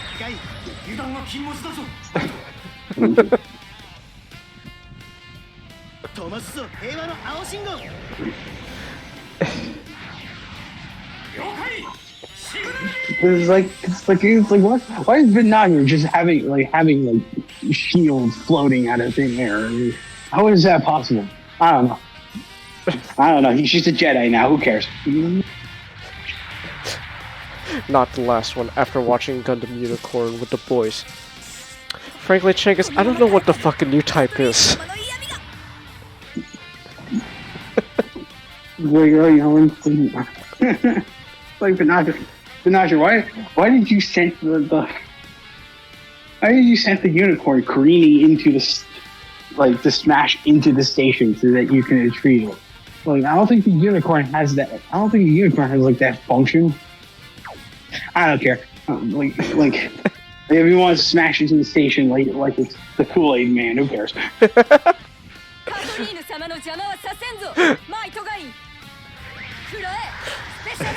Unicorn is just a Kool-Aid man. Psycho Frame is even red. So oh yeah! Oh yeah! Oh yeah! Because like they make a remark in the show. It's like, oh man, you know, the unicorn would have like all the Psycho Frames lined onto it, so it's like to a new type. The unicorn will just be like moving a hand. That's how easy it would be to pilot it to a powerful new type. It's like that definition keeps getting kind of warped because never once did I think they mentioned like, it has like some kind of computer that you can just operate outside of the machine to move it. But it's like I think that's just what they do. Like I think that's just what they said. I just didn't catch it because it's like Benaja could just make the unicorn do a lot of things outside of the cockpit. I don't know why. I think what I also find funny about the unicorn is so the unicorn Gundam has the NTD system. So the unicorn's whole purpose is it's a Gundam meant to kill other new types. Okay.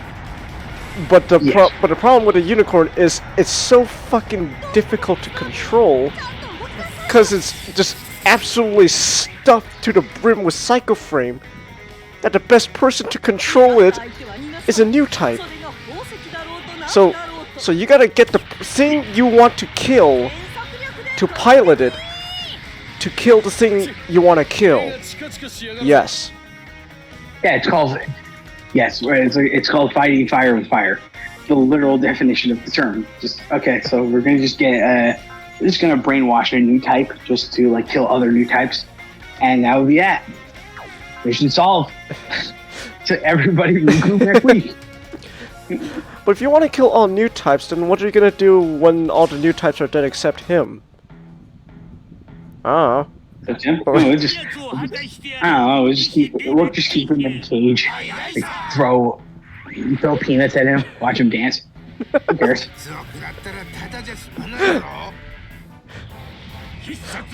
So what is he gonna do? His bullshit like psychic powers? Like, who cares about that shit? I mean, it's not like we line the fucking walls of this robot with material that can apparently allow him to control it outside of the cockpit.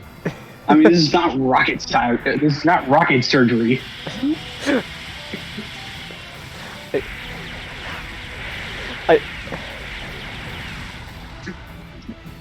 I see the thing is like Unicorn Gundam's just straight up a super robot. You can't lie to me, Gundam. That's at that point you just made a fucking super robot. Just say you made a super robot.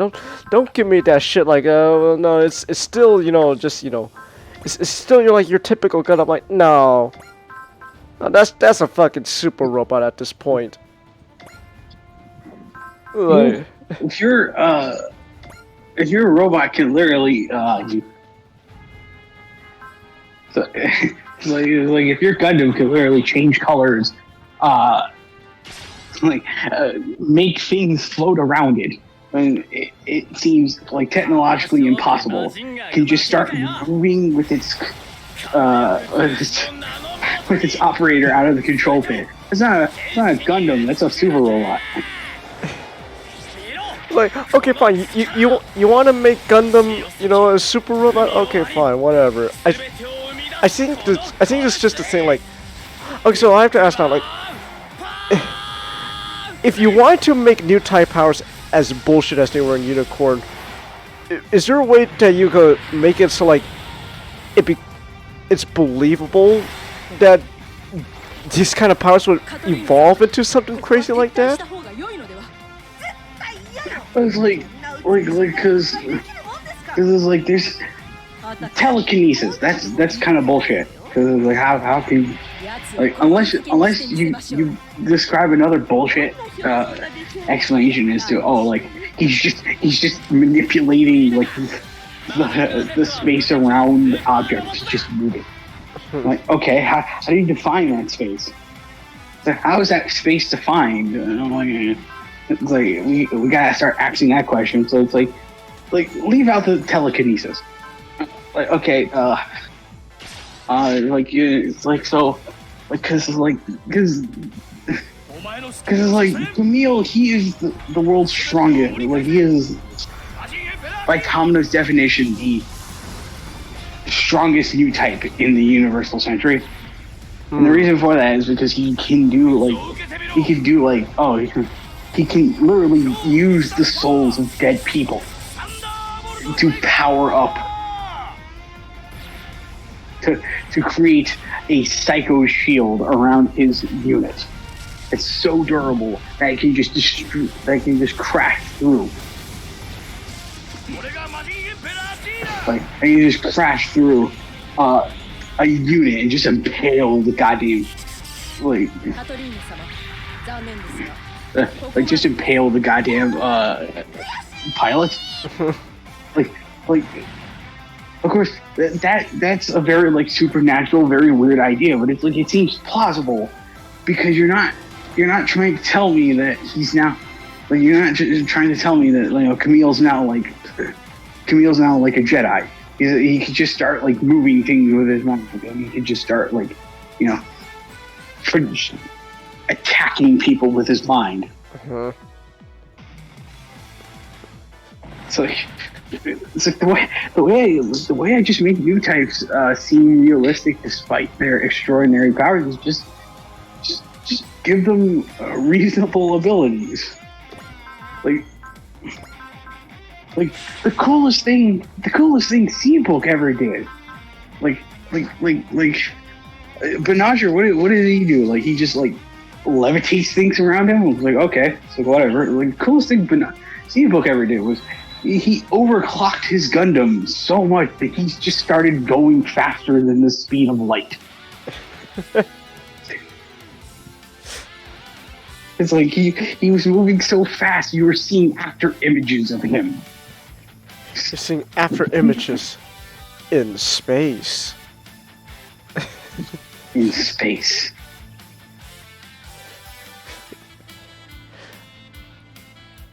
So like that's impressive.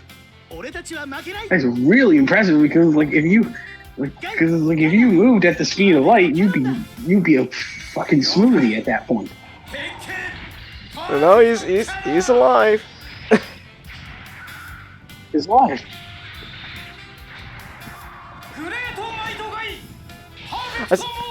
I think my favorite new type out of Gundam is at the moment still probably Tobia, just because he's a really fucking good new type. You're a really damn good new type, Tobia. Bullshit. What? Bullshit. Bullshit. I don't believe in that bullshit. I'm just that good. No, it's because you're a new type. Bullshit. That's pseudo nonsense. That's this bullshit ass scientist. Web dream. That's this bullshit ass science whatever the fuck Tom Cruise's religion is. Scientology.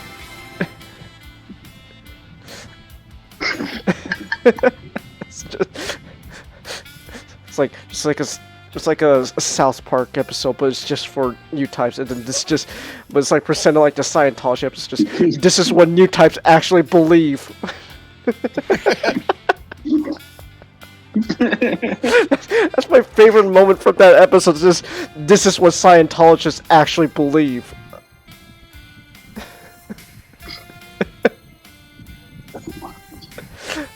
I think it's just like one of the most impressive things is that Tobia ever did.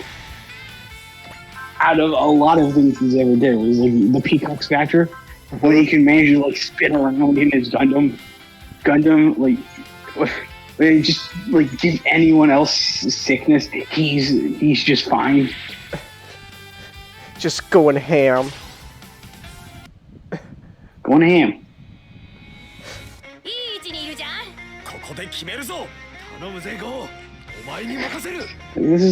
That's what's so cool about like new types is they exceed human limits to do just like this simple ideas that we never thought was possible. Huh?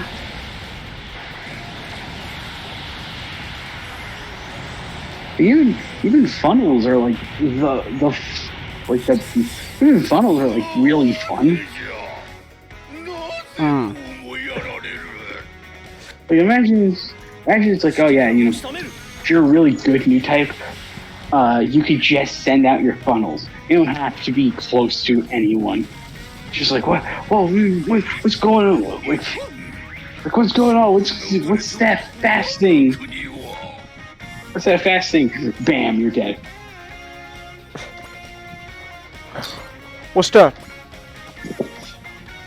Just a funnel. What's that?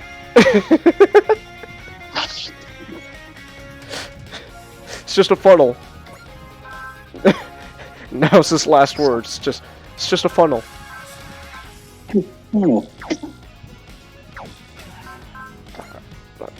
Like there's a reason why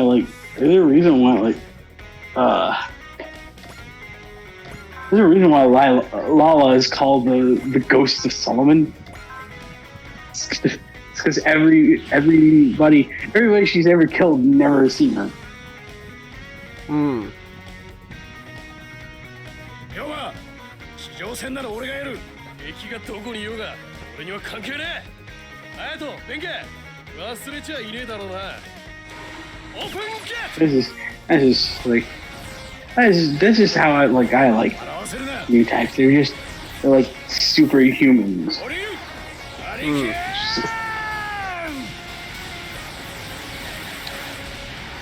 God, I loved his attack. I love to get her change attack. I always love seeing just the three pilots go ham. Yeah, like change, get one. I think what I love the most of all is just the transition between all these hats. Like okay, even like when the attack begins, and he's like change, get. It's like all three of them like all three of them are disengaged, and they're all like it just slows down, and they're all posing until.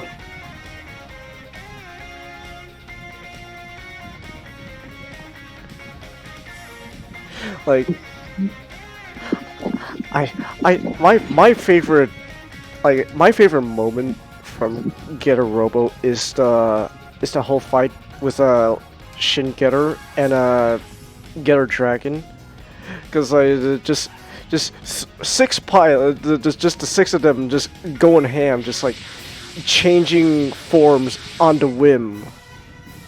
Like that's so fucking cool. Like that's cool to me. Like just all of a sudden you're Getter 1, and then oh shit, hey, this isn't working. Hold on, we gotta switch real quick. Oh shit, they're switching too. Fuck, we gotta be faster. Change, get out. I love Getter Robo. I do too.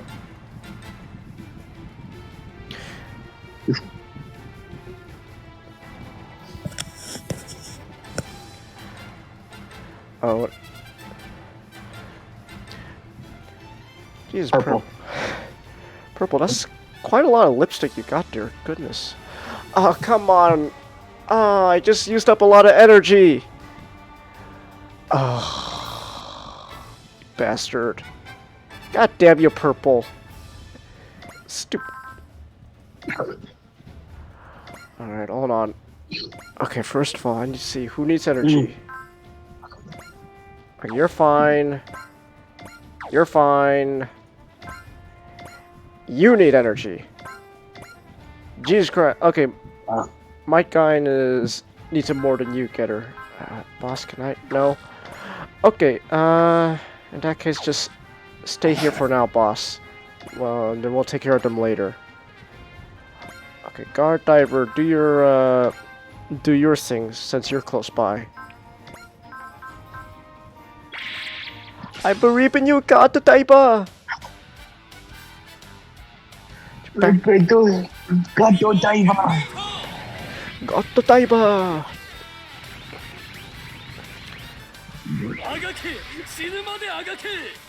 What? Oh shit, we're fighting Takara's robots.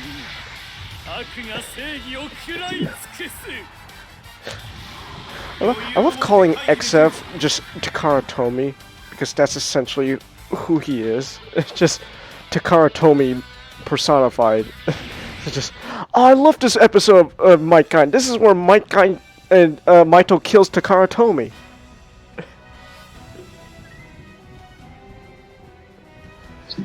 So why are you doing this, Takara Tomy? I'm doing this because because I'm unhappy. And I want to spread that unhappiness to everyone. Okay. Alright.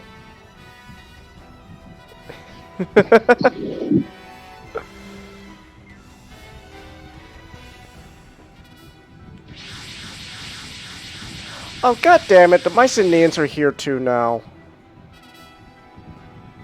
The Mycenaeans.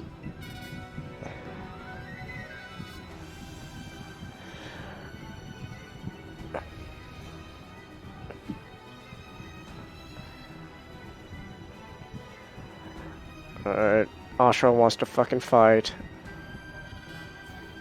I don't regret killing Hades. I don't regret killing Hades, Ashura. Deal with it.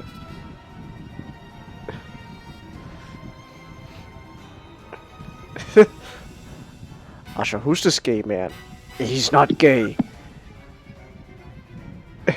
I'm not gay. I'm just highly.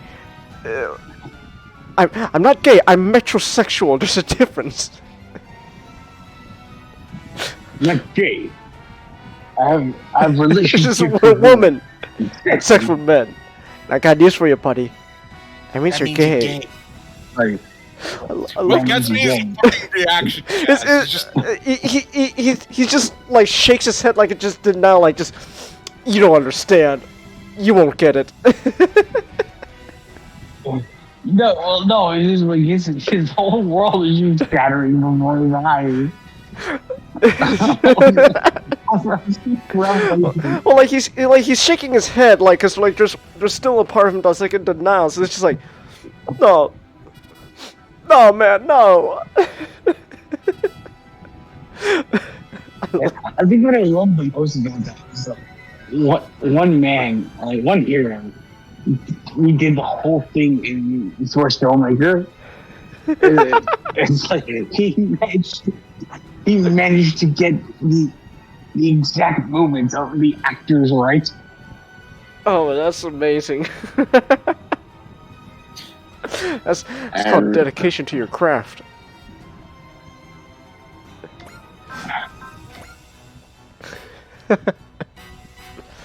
I'm not gay. I have relationships with women. Sex with men. I think what also gets me is just he sounds so confident in it too. Like, that's right. I have sex with men. And I got news for you, buddy. That means you're gay. No. Yeah, like no. I think what kills me about that is like the implication there is just like if you don't have a relationship with them, then that means you're not gay. No, we don't know. We don't know if you're the top or the bottom. As long as it's not official, it's not gay. It's vocabulary.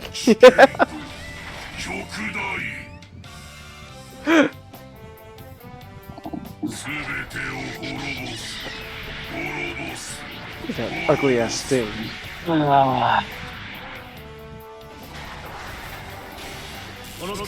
Ah shit, I forgot they got the fucking SP train! That's bullshit. It's bullshit. That's bullshit. It's bullshit. Actually, it's bullshit. Like an SP train. Get that shit out of here.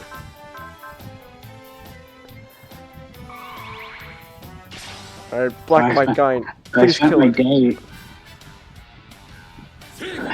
I spent my day watching organs getting pulled out of Viggo Mortensen. Ah. I had a good time. Had a good time. How long has it been since Cronenberg's did body horror again? His last sci-fi body horror movie was Existence. That was in 1999. Damn. Wow. Wow. That's crazy.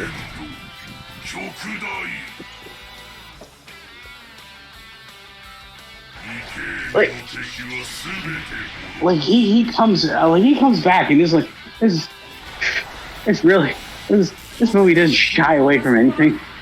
Like this is Cronenberg we're talking about, so it's like, oh, that's fun. like he's giving you everything. He's giving you everything in the kitchen sink with this one. But I think what I love the most about the film, I don't know whether it's intentional or not, but like Cronenberg, I think he's very influenced by Geiger. There's a lot of the things that just happen with. I mean, a lot of things that happen in this film, like Viggo Mortensen has to sleep in this really special bed because the whole point of the film is pollution and the climate just fucked up human beings so much that like we're like a lot of human beings are like they've grown to the point where it's like they are nigh intolerant to pain. Damn. It's literally goddamn Hellraiser. People are just like, fucking stabbing each other and all. People are just stabbing each other, like and slicing each other up just to feel pleasure. Oh shit! Yo, we gotta watch Hellraiser again.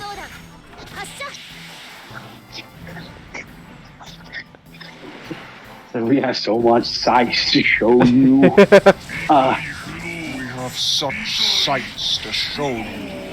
Wait, Nick, is Hellraiser on the Halloween list? It is now. Nice. Have we seriously not done Hellraiser? I have no idea. Like, if you guys did Hellraiser, it's probably before, I met you guys. Because remember, I only met you guys, like, I think, only 2 years ago. That's kind of crazy. I only met you guys, 2 years ago. And yet we already know so much about each other.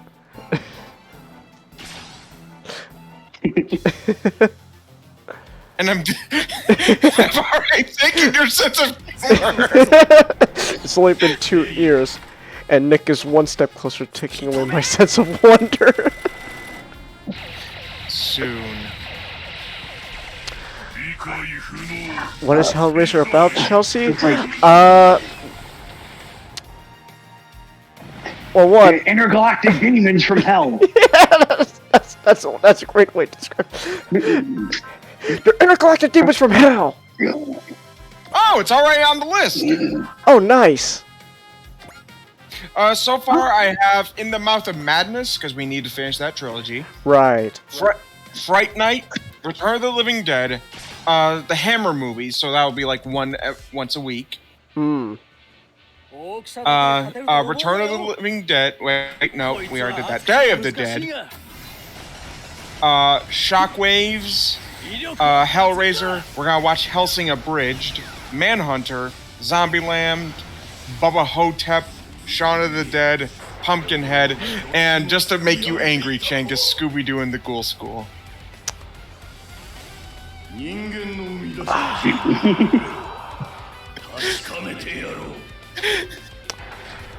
Affirmative.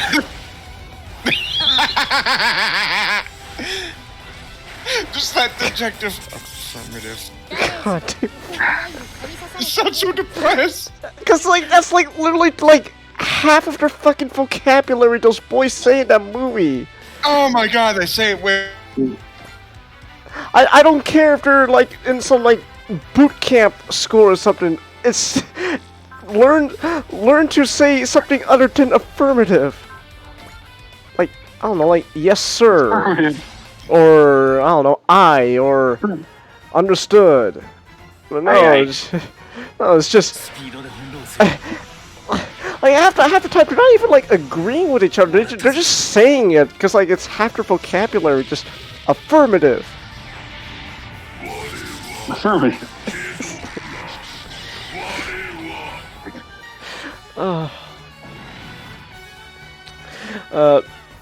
But no, Chelsea. As for Hellraiser, it is literally just demons from hell, and it's body horror. So I don't think it's your type of your cup of tea, Chelsea.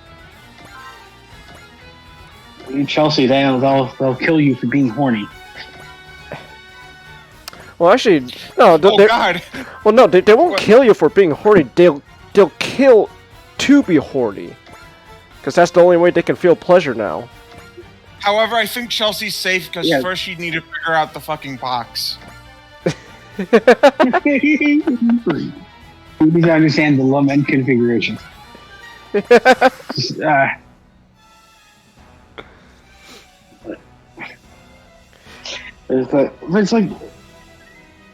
like that's just like the world.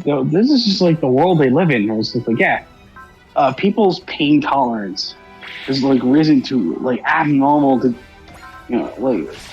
degrees. Even risks to bacteria and viruses. Mm-hmm. So literally,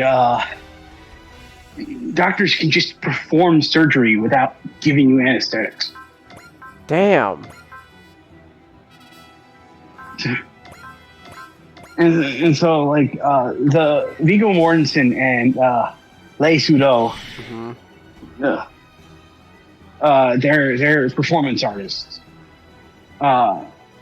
It's like literally like Viggo Mortensen, like he suffers from this condition called I think it's called forced evolution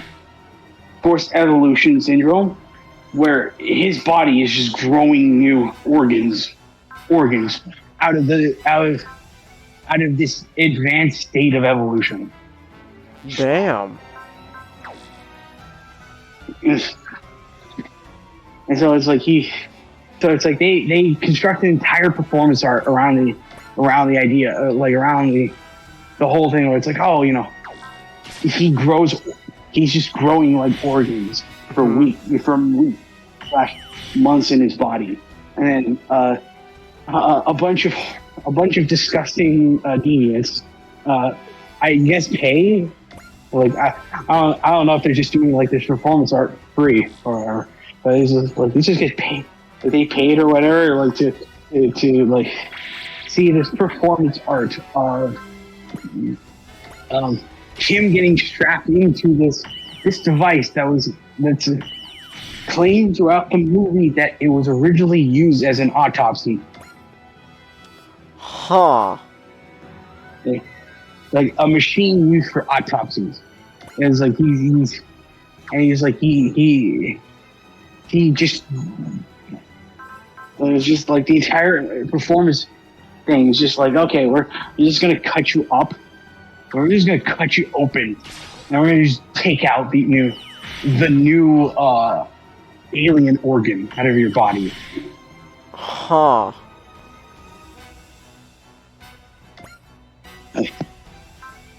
Like it's like Viggo Mortensen's so fucked up throughout the entire movie. He has to wear like a burqa just to go outside. Oh damn. It's like he has like every time he sleeps, he has to sleep on a goddamn bed that feels like it's alive, just so they can monitor him in his sleep, just to make sure that like nothing bad has happened. Jesus. Literally, there's this like she has his partner literally has like suction cup like these like umbilical cords to his hands and feet. Huh. Just to monitor him.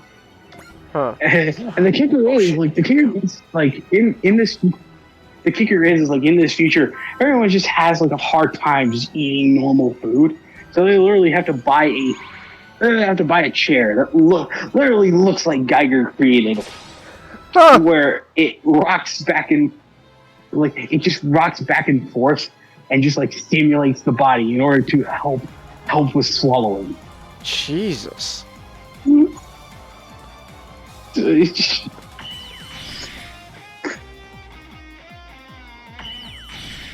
So it's like the entire movie just has this like this really the entire movie has just this really cool like Geiger aesthetic. Huh. Or it's like even the autopsy pod that they use in the movie, like the controller looks like a brain, and it's squishy like one too. Every time they press it on it, it feels alive. It's really sickening and it's really cool at the same time. Wow, this is really fucking disgusting. I want to see more. Let's see more.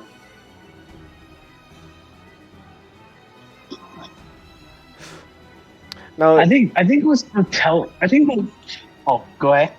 Oh no, I was just gonna make a joke like, now if it's inspired by Geiger, how many penises were there? Too many.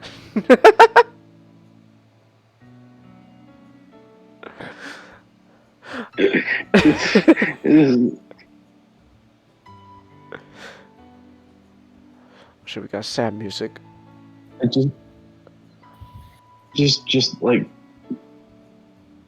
I think of like Kristen Stewart's in the movie giving out the best performance. Like I haven't seen Spencer yet, so I heard like Spencer is just one of her best performances as an actress. But it's like in this movie she's doing fucking better than she did in like the Charlie's Angels movie. That piece of shit. Oh, that's right. She was in the Charlie's Angel movie. I forgot about that.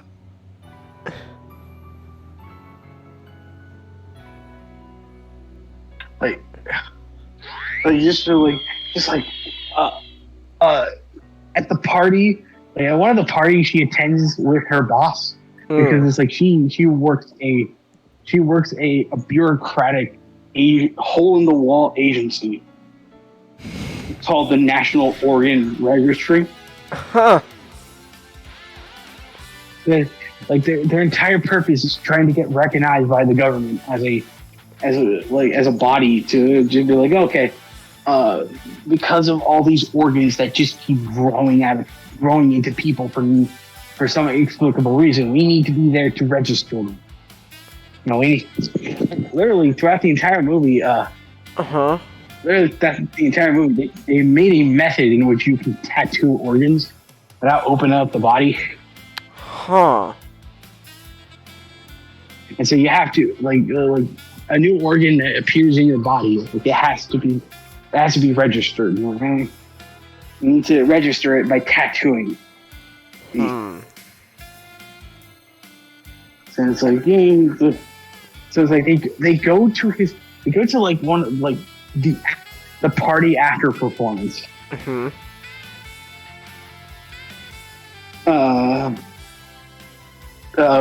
you know, he took out like the foreign organ, and it's like it's just in a like it's just soaking in a tube right there for everyone to see, because he's just laying there in his burqa.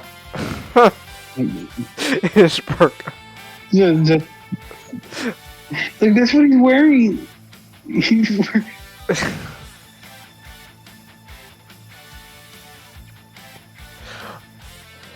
Oh shit! I got so distracted by this conversation. I forgot it's still my turn to move. I forgot I have a game to play. It's like Kristen Stewart is just whispering in Viggo Mortensen's ear. It's like, oh, you know, surgery is the new sex. Huh. Surgery. Which in this world, it might as well be, because like the moment in which like Kristen Stewart's character, you know, tries to make a move with Viggo Mortensen. Viggo Mortensen had to tell her, like, I'm sorry, I cannot, like, I'm sorry, I'm not really good at the old sex. That's such a line, like, that's such a Cronenberg line. I'm not really good at the old sex. Also, I'm gonna fucking kill Ashra Baron. Baron Ashra. I hope I kill him. Yeah, it's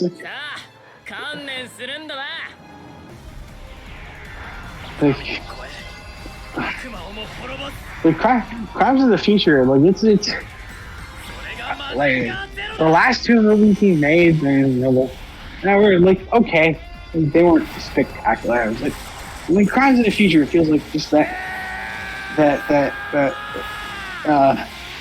down memory lane, just that nice good movie.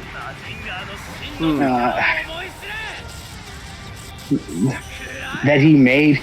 It's a movie that I really like, that I can't recommend to anyone.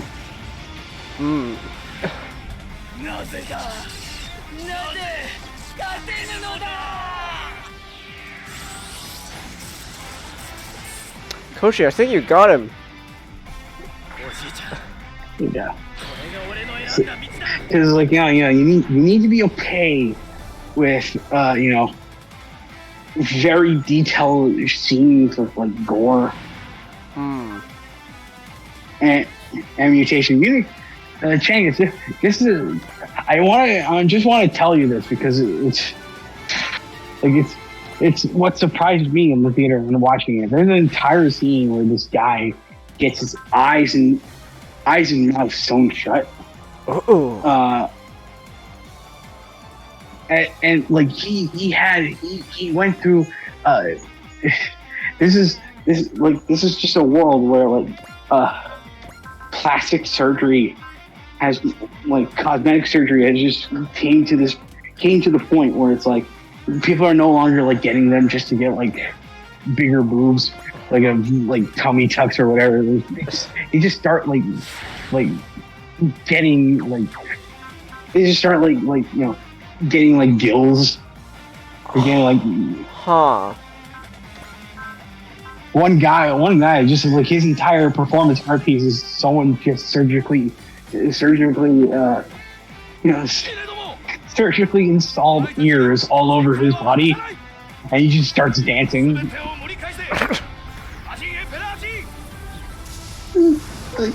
Jesus. He has his ear, like he has his eyes and his mouth sewn shut. And he's just dancing around with fucking ears all over his body. Okay. Jesus. Cronenberg, you alright, man?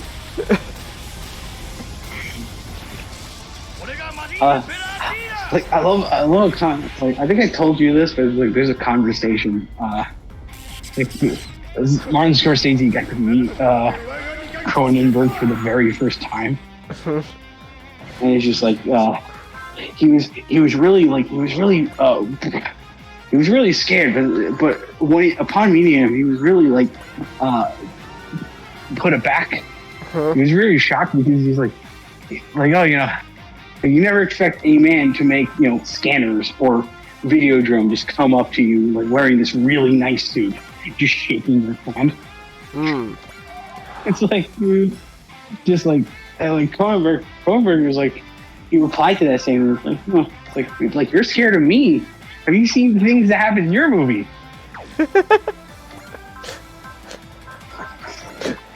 Cronenberg, man, I'm a huge fan, but oh my goodness, you scare me. I scare you, you scare me. Really? That's the best thing anyone's ever told me.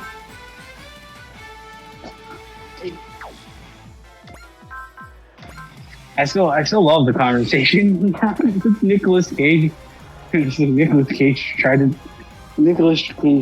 to convince him that the praying mantis is the scariest insect in the entire world. But he's like, no, man, dragonfly is where it's at.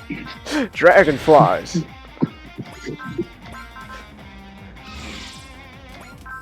Okay, let's boost dash. Let's hurry the hell all the way here. And then she get a run. So yeah, like audience, if you want to see like Crimes of the Future, because you just like Cronenberg, yeah, it's legitimately really good.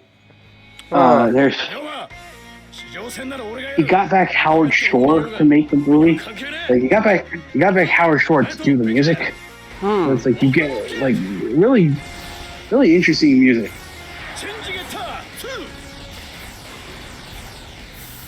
Like one of those, like it's just one of those like really interesting scores Howard Shore would do for like Cronenberg. It's like this is no exception. So, it's just like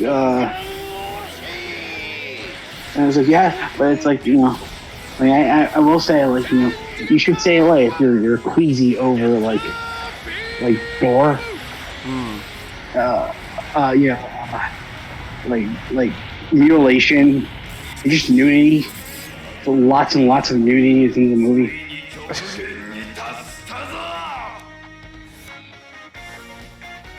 Oh man. But I think that's the one thing that surprised me throughout the entire film. It's just like, oh man, like, you know, this. They cut to the next scene. It's like, okay, this is happening. It was like, wait, why is she naked? Not the last one. See, the gore and mutilation isn't my problem. Why is she naked?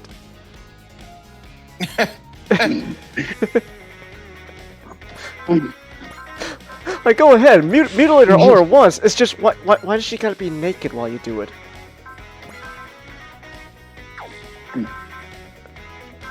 How much energy do I have? I got energy. So it's kind of funny. Like it's kind of funny. It's like it's very Cronenberg. Just like the very like your sex scene throughout the entire movie is just Viggo Mortensen and Lei Sudo. Just like laying down in a pod together, just completely naked, not moving an inch. And it's just like scalpels are just gliding around their body. Huh. So that's your Cronenberg sex scene, ladies and gentlemen. It looks robotic, passionless, and very, very perverse. Jesus.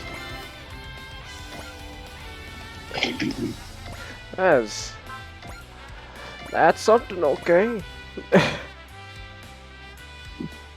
Okay. Okay, you know that's something. Like, Yeah, that's okay. something. Okay. It's like this is the film that got a 7-minute standing ovation at the Cannes Film Festival. Like this. Okay.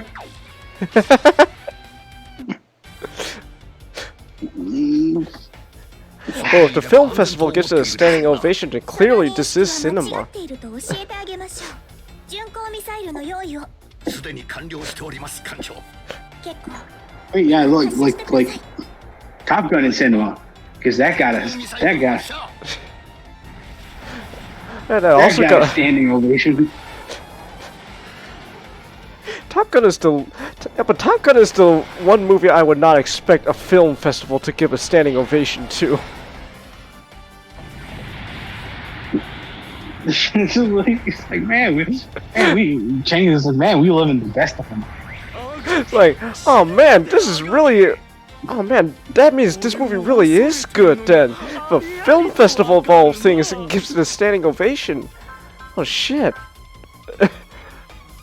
I gotta watch this movie then. And he did. And he did. And he did. End of story. End of story. Ooh, haze. End of story. Oh, that's to decrease a single enemy.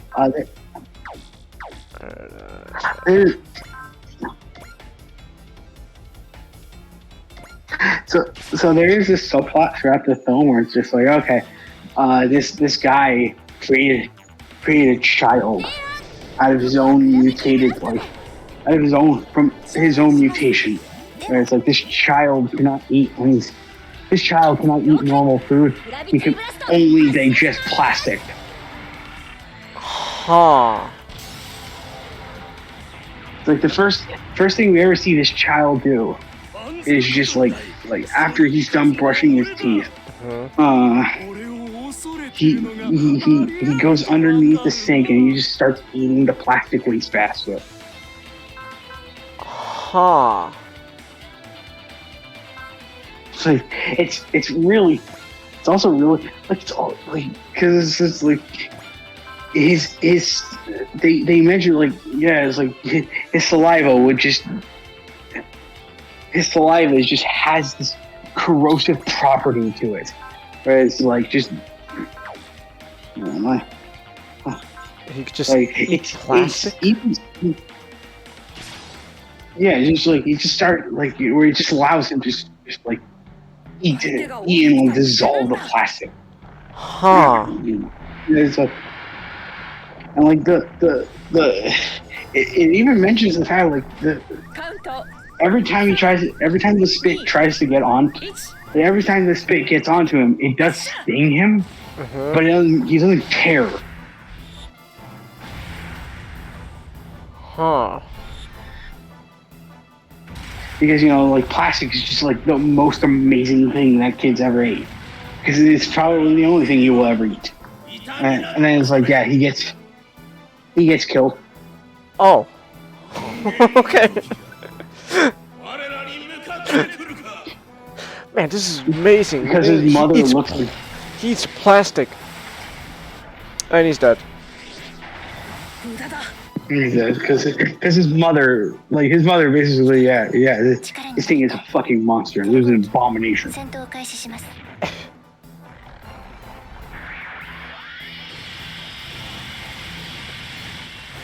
Jesus. Because the father, he just has this whole entire cell. It's just like, okay, this is just human evolution now. Like instead of human evolution, we'll just eat all the fucking waste and all that stuff because we'll just evolve to eat it. Like, Huh. Just like one thing I think it's like no one else can do this. I think it's just the magic of Cronenberg. It's just he could take like just one of those like dull social issues. Like okay, like climate change. Who cares? There's like this the Earth is heating up. Who cares? Pollution. Who cares about that? It's like, and it just makes the entire future. It's like, we will evolve to eat plastic. And I'm like, tell me more.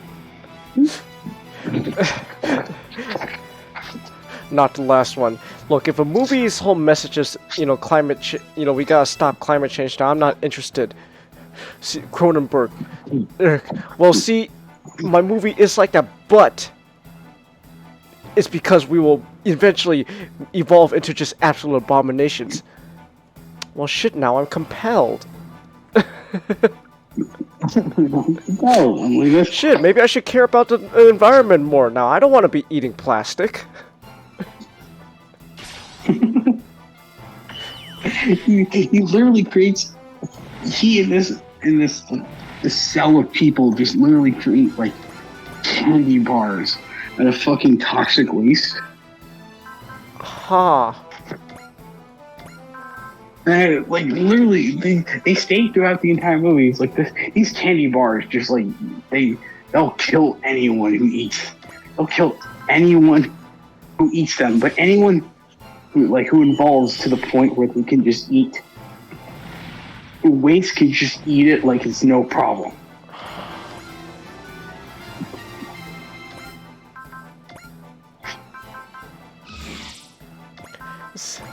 This sounds like the most exciting and fucking horrifying world I've ever heard of. Jesus Christ. I am frightened, but intrigued. And a bit aroused.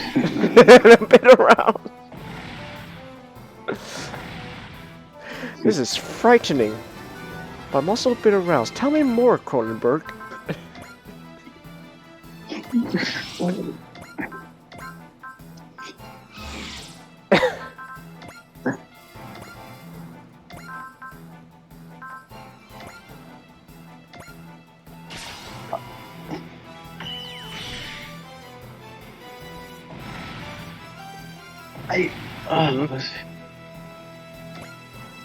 I have earlier in the show when we were talking about Orlando. I wanted to mention it's like I gotta show you guys the Florida Project. The Florida Project?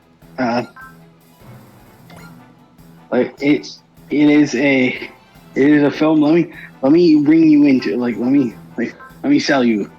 Okay. It is a film that stars Willem Dafoe. Sold.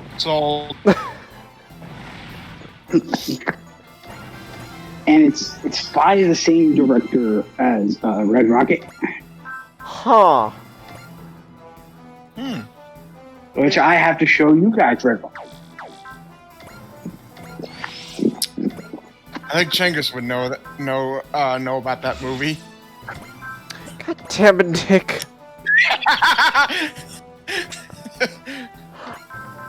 Oh, God damn it. Look, because look, the dog it's not the same dog. They fucking got rid of that dog like a long time ago. I think it ran away actually. I think my cousin's dog just that dog, you know the one. I think it just ran away. Like, oh, I guess it's not there anymore. We don't have to worry about it anymore.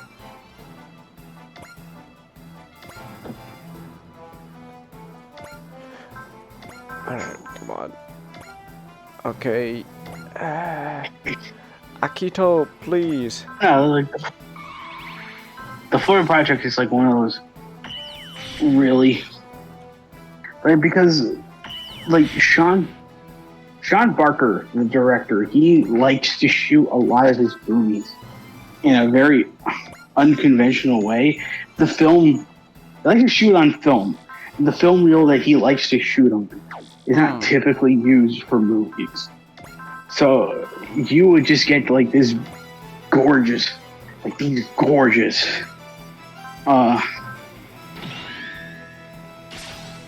like these gorgeous shots of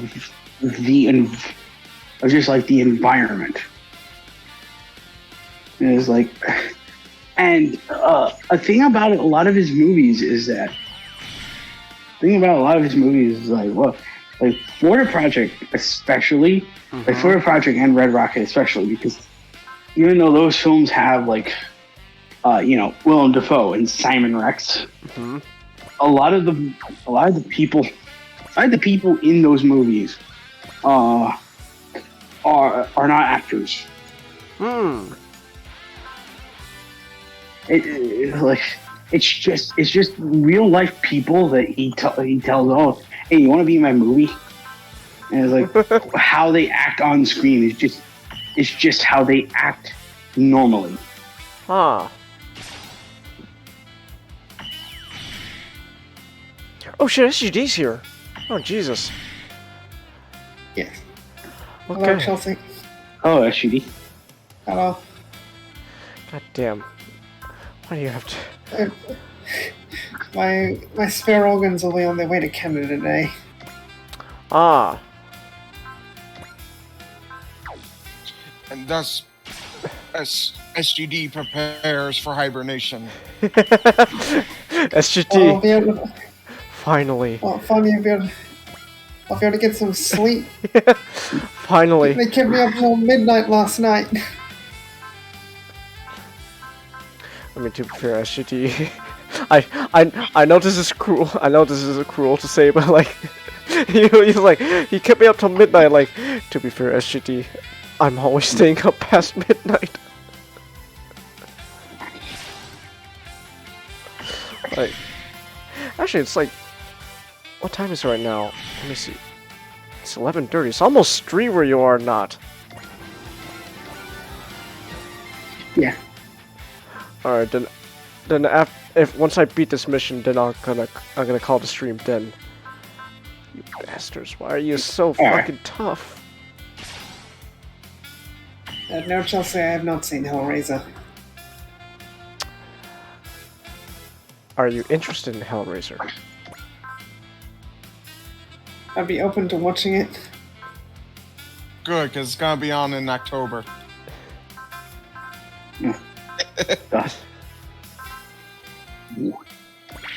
We have such sights to show you. That should just be a tagline for the Halloween Havoc. We have such sights to show you.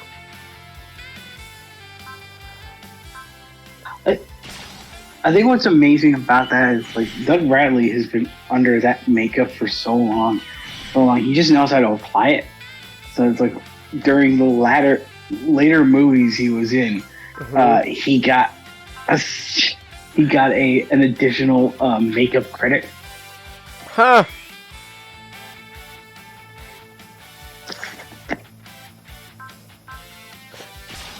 He's just that good now. I now know how to apply my own makeup.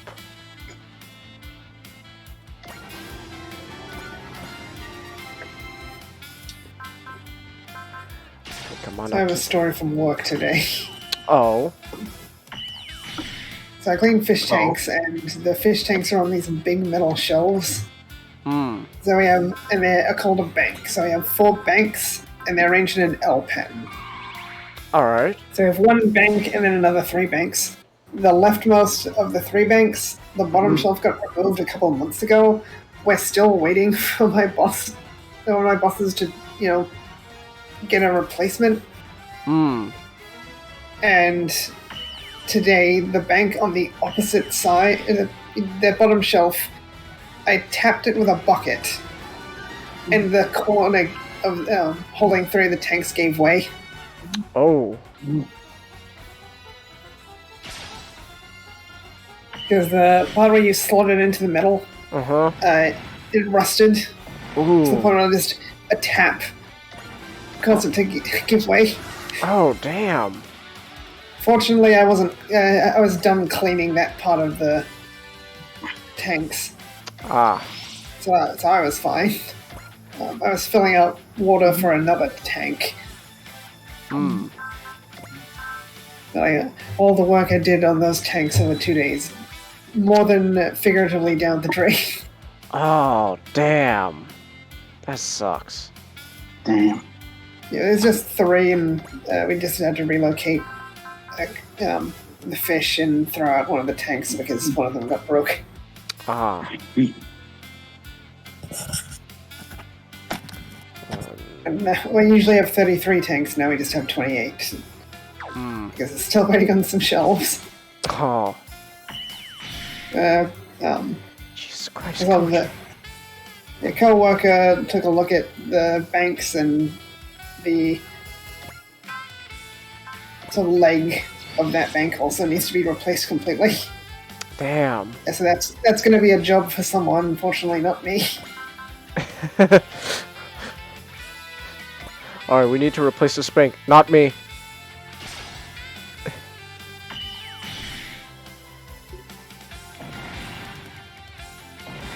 God damn. It's a good thing I wasn't kneeling on that shelf at the time. Oh. I usually rest my knee on the shelves when I'm checking pHs or just crouching. Ooh. I have to crouch down to get to those tanks. Hmm. Yeah, that's a good thing. Damn. Alright, let's move you here. You know, I actually think Great Majin Emperor Chi is more broken than Mazinger Zero. Because Mazinger Zero, like, he's already a fucking broken unit. Like, his attacks are bullshit. Instant kill. Like, you need to, like, build up, like, you know, enough focus and, you know, spirit to activate Majin power. And then there's just Majin Emperor G. I remember, like, I didn't even upgrade anything, and he was just kicking everyone's ass. It's like, I think this is more broken than this. It's like, Jesus Christ. Well, to be fair, did you upgrade Great Mazinger? Yeah. Like The upgrades carry over. Yeah, but still though, it's like, Jesus Christ, Majin Emperor G is like fucking busted as shit. Straight busted. It's like it's like I know Mazinger Zero is really cool, but like just my experience so far, it literally just comes off as just who's Majin Emperor Chi? He just does exactly what I do, but better. Why? Because I don't need to build up Majin power. I could just do it already on the spot. I'm busted. Oh, on me, can you? Oh, what? Majin Emperor Chi's just busted the minute you fucking deploy it in the first place.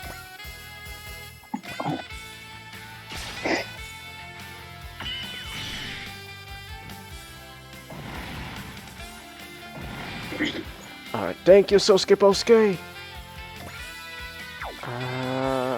Hold on. Okay, now we got...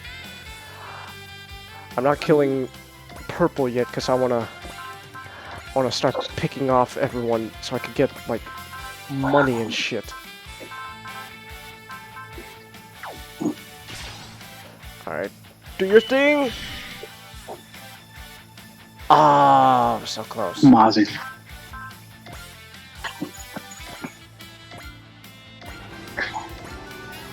The Mazin Kaiser.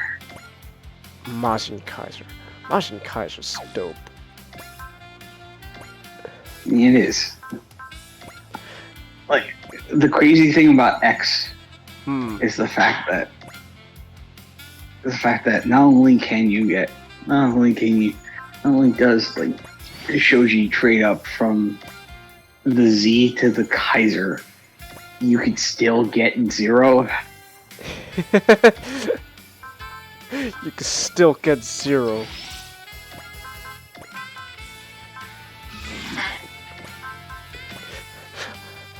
Koji, I'm going to use this Majin Kaiser to beat Zero's ass. And then he's gonna work for me. Okay. I'll beat it so hard he's just my ally now. Okay, where's XL? Here we go. XL. Transform together 2. Alright, let's start moving. Transform together 1 and just stay there. Okay. Long range cannon. Alright, Akito, start peppering away. Pepper at him. Pepper. Just give him a light. Just pepper him. Just give him a light touch. Just a light kiss. Kiss it like you're kissing your sister. Kiss him like you're kissing your sister. I said kiss it!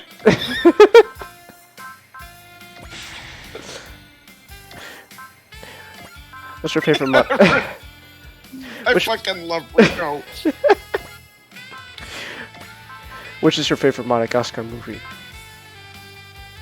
I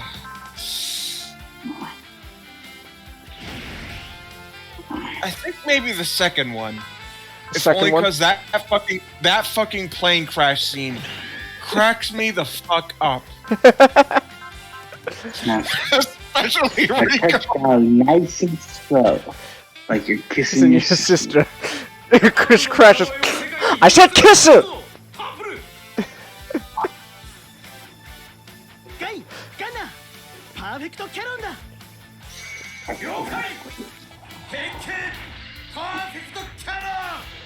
Alright, come on. Is this gonna kill Purple? Probably not. Purple's so tanky. What the hell?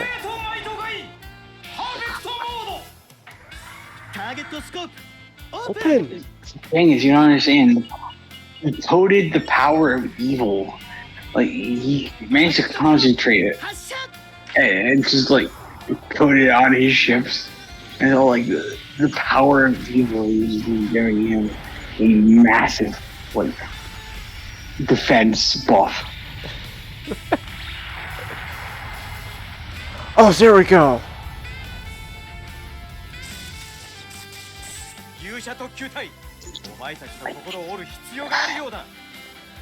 Oh my goodness, Purple.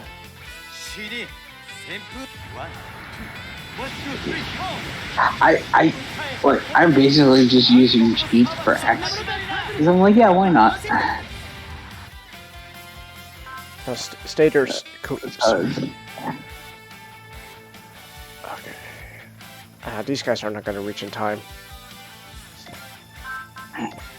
So literally, all of my mechs, they just like, they're just like one-shotting everyone.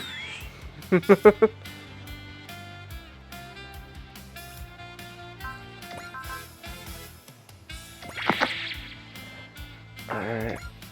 Come on. There we go. Alright, start tanking. Oh my goodness. Oh my goodness, you're so damn tanky.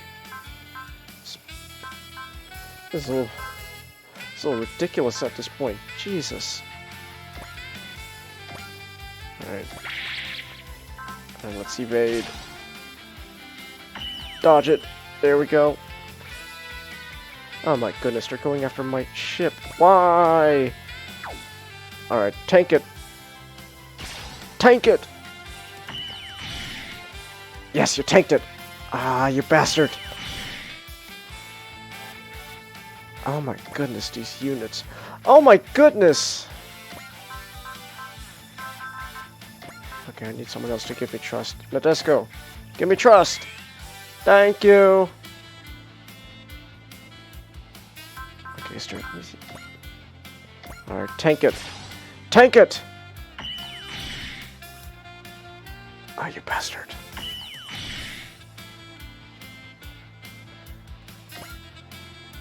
Okay, he's going after Akito. Now let's do intuition this time. Is there any other attack? No, that's the best attack I got. Okay. Akito dodge. Genius, you soul.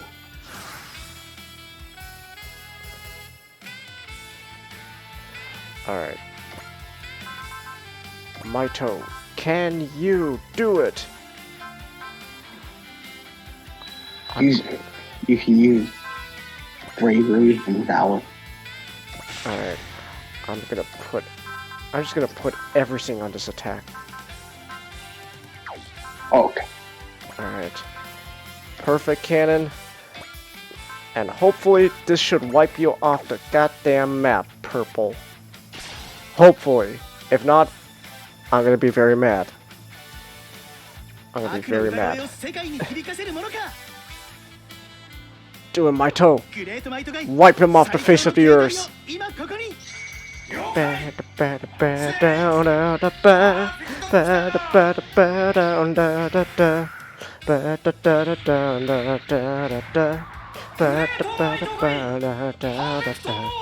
Perfect tomato. Open. Alright, come on. There's cannon. Hasha.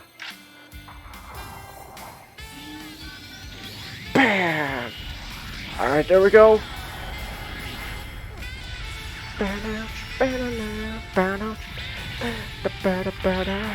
Is this it? Yes!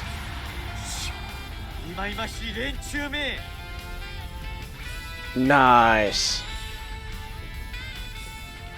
Okay.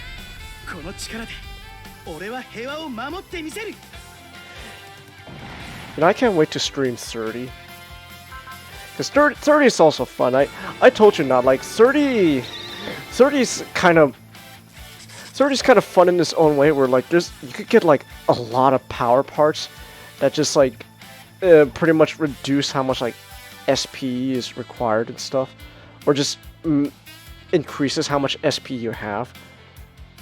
So you could make some like really good units. Like I remember like I maxed out Shin Getter Dragon, and Jesus Christ, Ryoma, you're a little too powerful, buddy. Tone it down. No. Yeah. I can't wait to play it. Yeah, 30's fun. It's like the level you get Majin Kaiser, like you start off like a lot of energy. So like, oh shit, like your Majin Kaiser's like, oh shit, I could already do Final Kaiser Blade already? Damn. Okay. Ooh, nice, 100 attack points. Alright, there we go. Oh, we got more plot and more sexy saxophone music. It's our goon army reporting to Takara Tomy that they failed.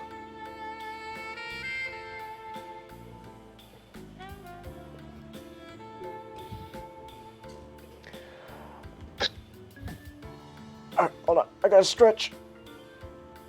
Ooh.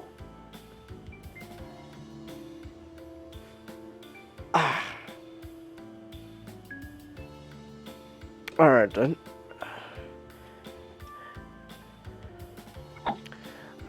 Except is not doing this to rule the world.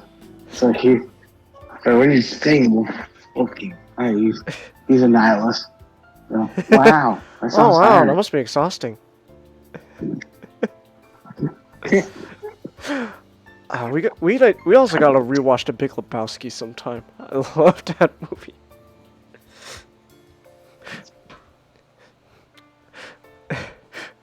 I mean, say what you want about the tenets of National Socialism, at least that's an ethos. And let's also not forget that keeping an amphibious wildlife creature within city limits, that ain't legal either. What are you, a fucking park ranger now? No, I'm just saying, we are sympathizing with you, dude. Fuck your sympathy. I don't need your sympathy. I need my fucking Johnson. What do you need that for, dude? Exactly. God bless Donnie. Oh, Akito's an ace. Nice. I am the walrus.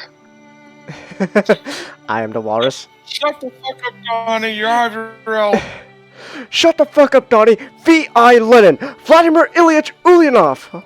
What the fuck's he talking about, dude? My rug. Forget it, Donnie. You're out of your element. Dude, the Chinaman is not the issue. Also, dude, Chinaman is not the preferred nomenclature. Asian American, please. Please. Okay, I saved my progress. And I got money, and I'll take care of that next time. Okay, so with that then, I'm going to quit the game now. Thank you, Fa. Thank you, Camille. Thank you, guys. Thank you very much. Alright, so with that then, there goes the game. And so we can close the night off. Hold on. Oh, that's a big paragraph in the chat. Hold on. What is this paragraph, anime guy? Alright, so a friend of mine is doing a writing contest for free art. Concept is self-insert isekai. This sounds like Nijado's story.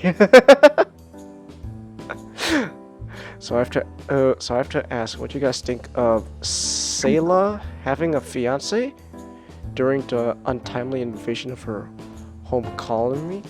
Her husband is to be the test pilot of the RX-78-1 that infiltrate. Huh. So Sayla has a fiance who's a Gundam test pilot. Huh. It's fine. Wait. You would have to have a really good reason as to why we haven't heard of this fiance and what happened to him. Wait, this is a self-insert isekai? So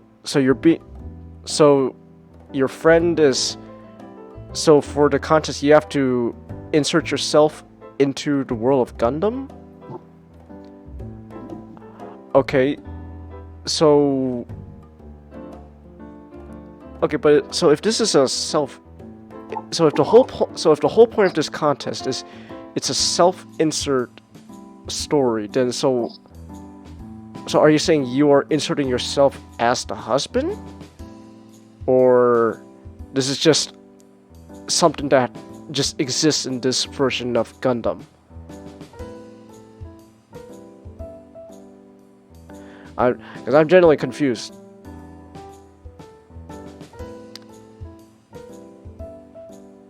Because, yes, as in just the general idea in the story, or yes, as in you are the self-insert for the husband?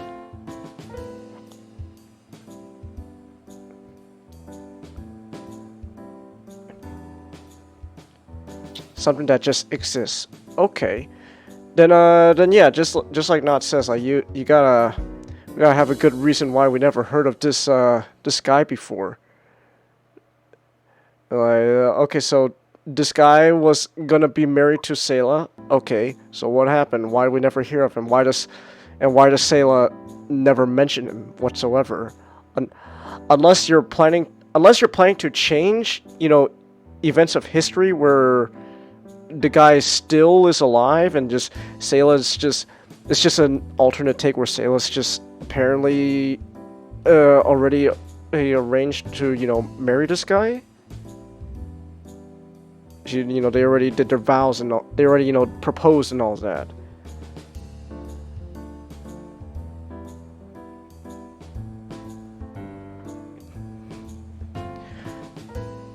What was Sayla?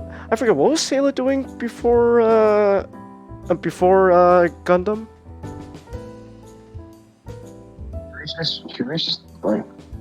She was just living her life.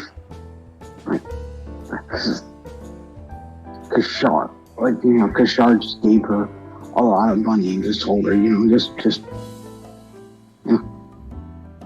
live your life. We may never see each other again. Like, I love you. Goodbye. Huh.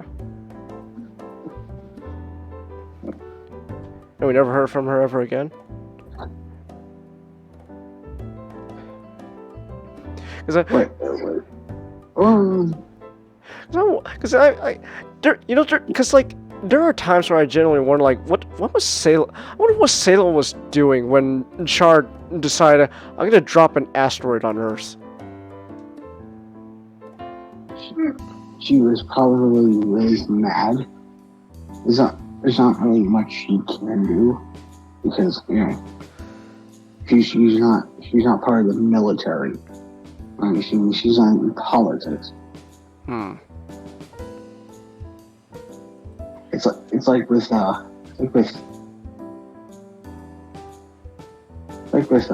do you call it? Like with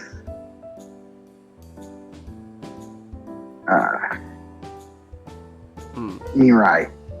Mirai's no longer with the military anymore. So there's not much she can do. What about Camille? What was he doing during Char's counterattack? He was being a doctor. He was being a... So Camille's just being a doctor, and then all of a sudden, he hears the news. Oh, hey, is that Char? I haven't heard from him in a while. What do you mean he's gonna drop an asteroid on Earth? It's like Char. Why would Char be the leader of Neo Zeon? Char, what happened to you? I thought you were fam, like when you were Quattro Pagina. No. I thought you were Bae when you were Quattro Pagina. Now you're just fam, Char. Bruh.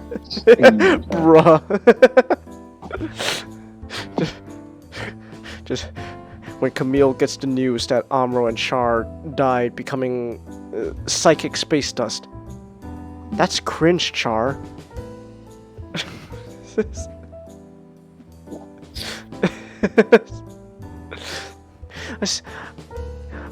I still love that. I unironically love that Amuro's last moments before he becomes space dust. It's just, Char, what the fuck are you talking about? Don't you understand, Amuro? Lala was like a mom to me. What? She's going to be a mommy to me. Amuro's last thoughts before dying is just, Char, what are you talking about? Bro.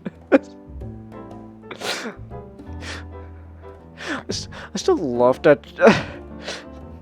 There's also the part that I also love that Char's whole thing in Char's counterattack is he's going to drop an asteroid on Earth because Earth sucks now. But that's not why he's doing it. That's not his main reason. The main reason he's doing it is because he just wants to beat Amuro's ass one last time. It's like well, you see, James, he's doing it for 2 reasons. He's doing it for one because he wants everyone to go up into space to heal the planet, and so that they all can turn into new types. All these pointless wars can just stop, and two, like because Amuro didn't agree to go along with this genocidal idea. I'm just going to try to kill his ass.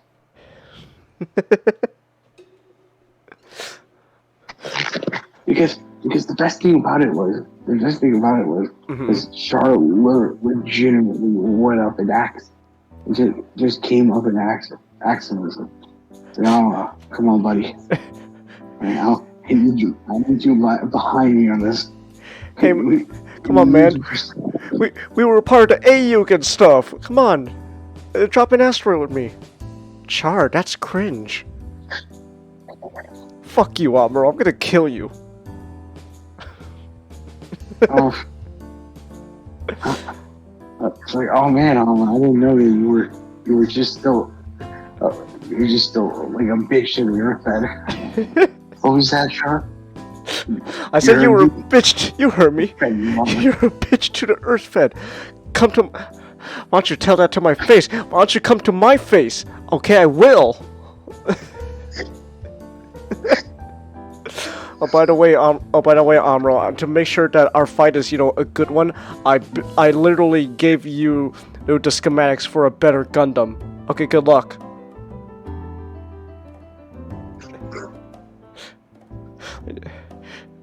Char and Char's counterattack comes off as just a really petty asshole.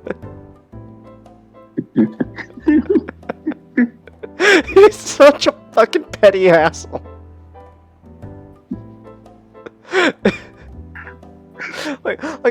I'm legitimately thinking like it is. Char is gonna be, if Char continued to live, he would just become more petty at the point where he's just Roger from American Dad.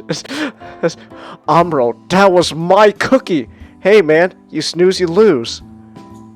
You snooze, you lose. Snooze, you lose. Okay. Enjoy your cookie. Enjoy your cookie, Amuro. One attempted asteroid drop later. Ha! Gotcha, Amuro! That's for eating my cookie, you bastard! What? You mean you threatened all of humanity because you were gonna... I ate your cookie? What the fuck's wrong with you, Char?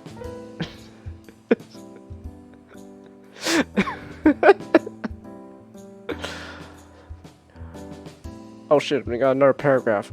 Okay, let's see here. Okay, we got more input now. Input! Okay, so the concept is that I have to self-insert myself into the universe. What I was planning to do was, I was basically fighting. I'm assuming you meant in Ukraine due to Unicorn Gundam messing with the timeline. I end up in Sayla's colony, and bada bing, bada boom, I'm her husband. Okay, so you are the husband in the self-insert. Due to the Gundam being classified, she doesn't talk much about me until she sees the Zeon invaded her colony. Thinking I'm dead, she doesn't talk much about me to stay strong for the others. Like, if you're a husband, that would be a big time skip between your arrival, and I think the fish out of water is kind of an aspect of Isekai.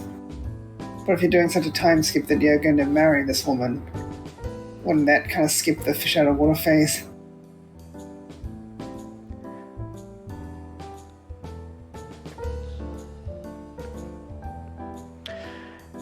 God damn, I can't. Every time I hear about Unicorn's time travel bullshit, I'm just like, what the fuck is this? What the fuck is this? James is just like, what fresh hell is this? I thought you new types were just, telepaths and stuff. Oh no, we still are. Oh, okay. We're just also Jedi now. Okay. Also, we could time travel. Put me back to sleep. I'm just Walt Disney's head in the freezer. Are the new types gone yet? No. Put me back in.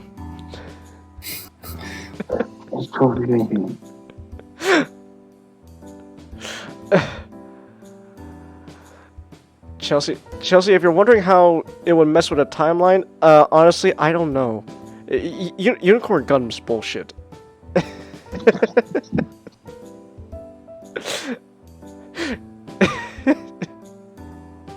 I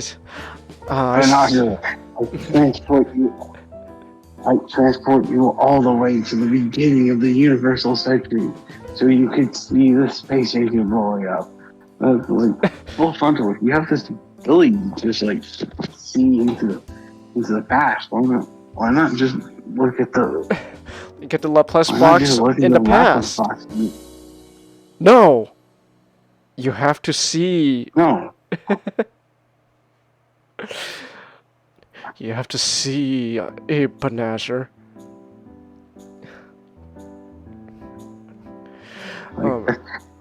That's not how you undermine the Earth Federation, Banaga. This will not be worth it unless I undermine their power. Full frontal, you have the power to time travel. Why don't you just travel back in time so you can undermine Earth Federation's power back then? So they're not, as strong as they are now. No.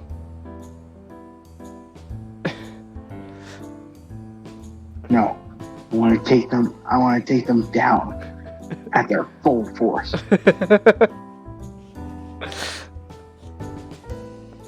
think what's also find funny about Unicorn Gundam is just it didn't change jack shit. It was like okay, we got the Laplace box now. We know what's inside. This is going to literally change, how Earth Federation operates. It didn't change shit. It didn't do jack shit. Earth Federation was still fucking corrupt as hell. And it took Bright Noah's son to be a terrorist to make them change.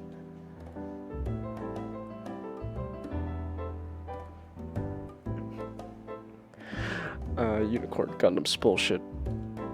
I want to watch it again. I want to watch it again. Because Unicorn, I said this before, Unicorn Gundam was the first Gundam series I watched. And I just remember, I was so fucking confused. Just, what the hell are they talking about? Who's this Amuro guy? Who's this Char? So, they're psychics? That can just control, like, their mobile suits like Jedi? What's oh man, that Marita woman does. Oh damn, I feel sorry for her. Hey, what's a Puruk? Wait, there's clones in this now? Oh my goodness. So I do want to go back and visit Unicorn now, knowing, what the hell the stuff is going on there is now. So like, I can finally understand what the fuck's going on. Okay, so I now know what a new type is. But the NTD system's still bullshit.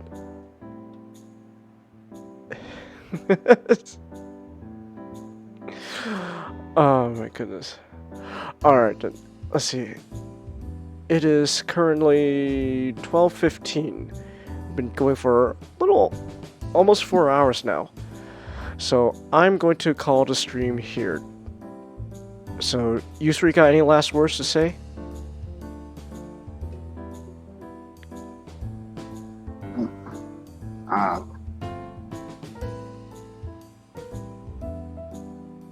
I'm tired. Go to sleep now. It's past 3 where you are. Like, get some sleep, man. You need it. What about you, SGD? Any last words? Next Monday is a public holiday for me, so I'll be working the Wednesday following that, which kind of had me in a panic before I realized, oh no, that Wednesday's the 15th. 15th, I still get the 16th off, and that's when the Vital Bracelet BE announcement, whatever that is going to be. Also, B is the second letter of the alphabet, and E is the 5th. It's a cheeky way of spelling 25. It's 10 days before the 25th anniversary of Digimon. And it's probably going to be related to that somehow. SGD, no, I refuse to work the day a new Digimon news is coming out. So are you gonna buy the product? Oh, hell no. I just want to look at the Mons. Alright. What about you, Nick? Any last words? Baba! No. If you're gonna do it, you gotta do it in an Asian voice. I'm trying to do the Asian voice! Doctor, I require titty milk.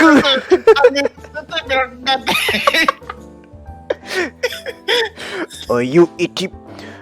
How desperate are you for titty milk? Oh yeah!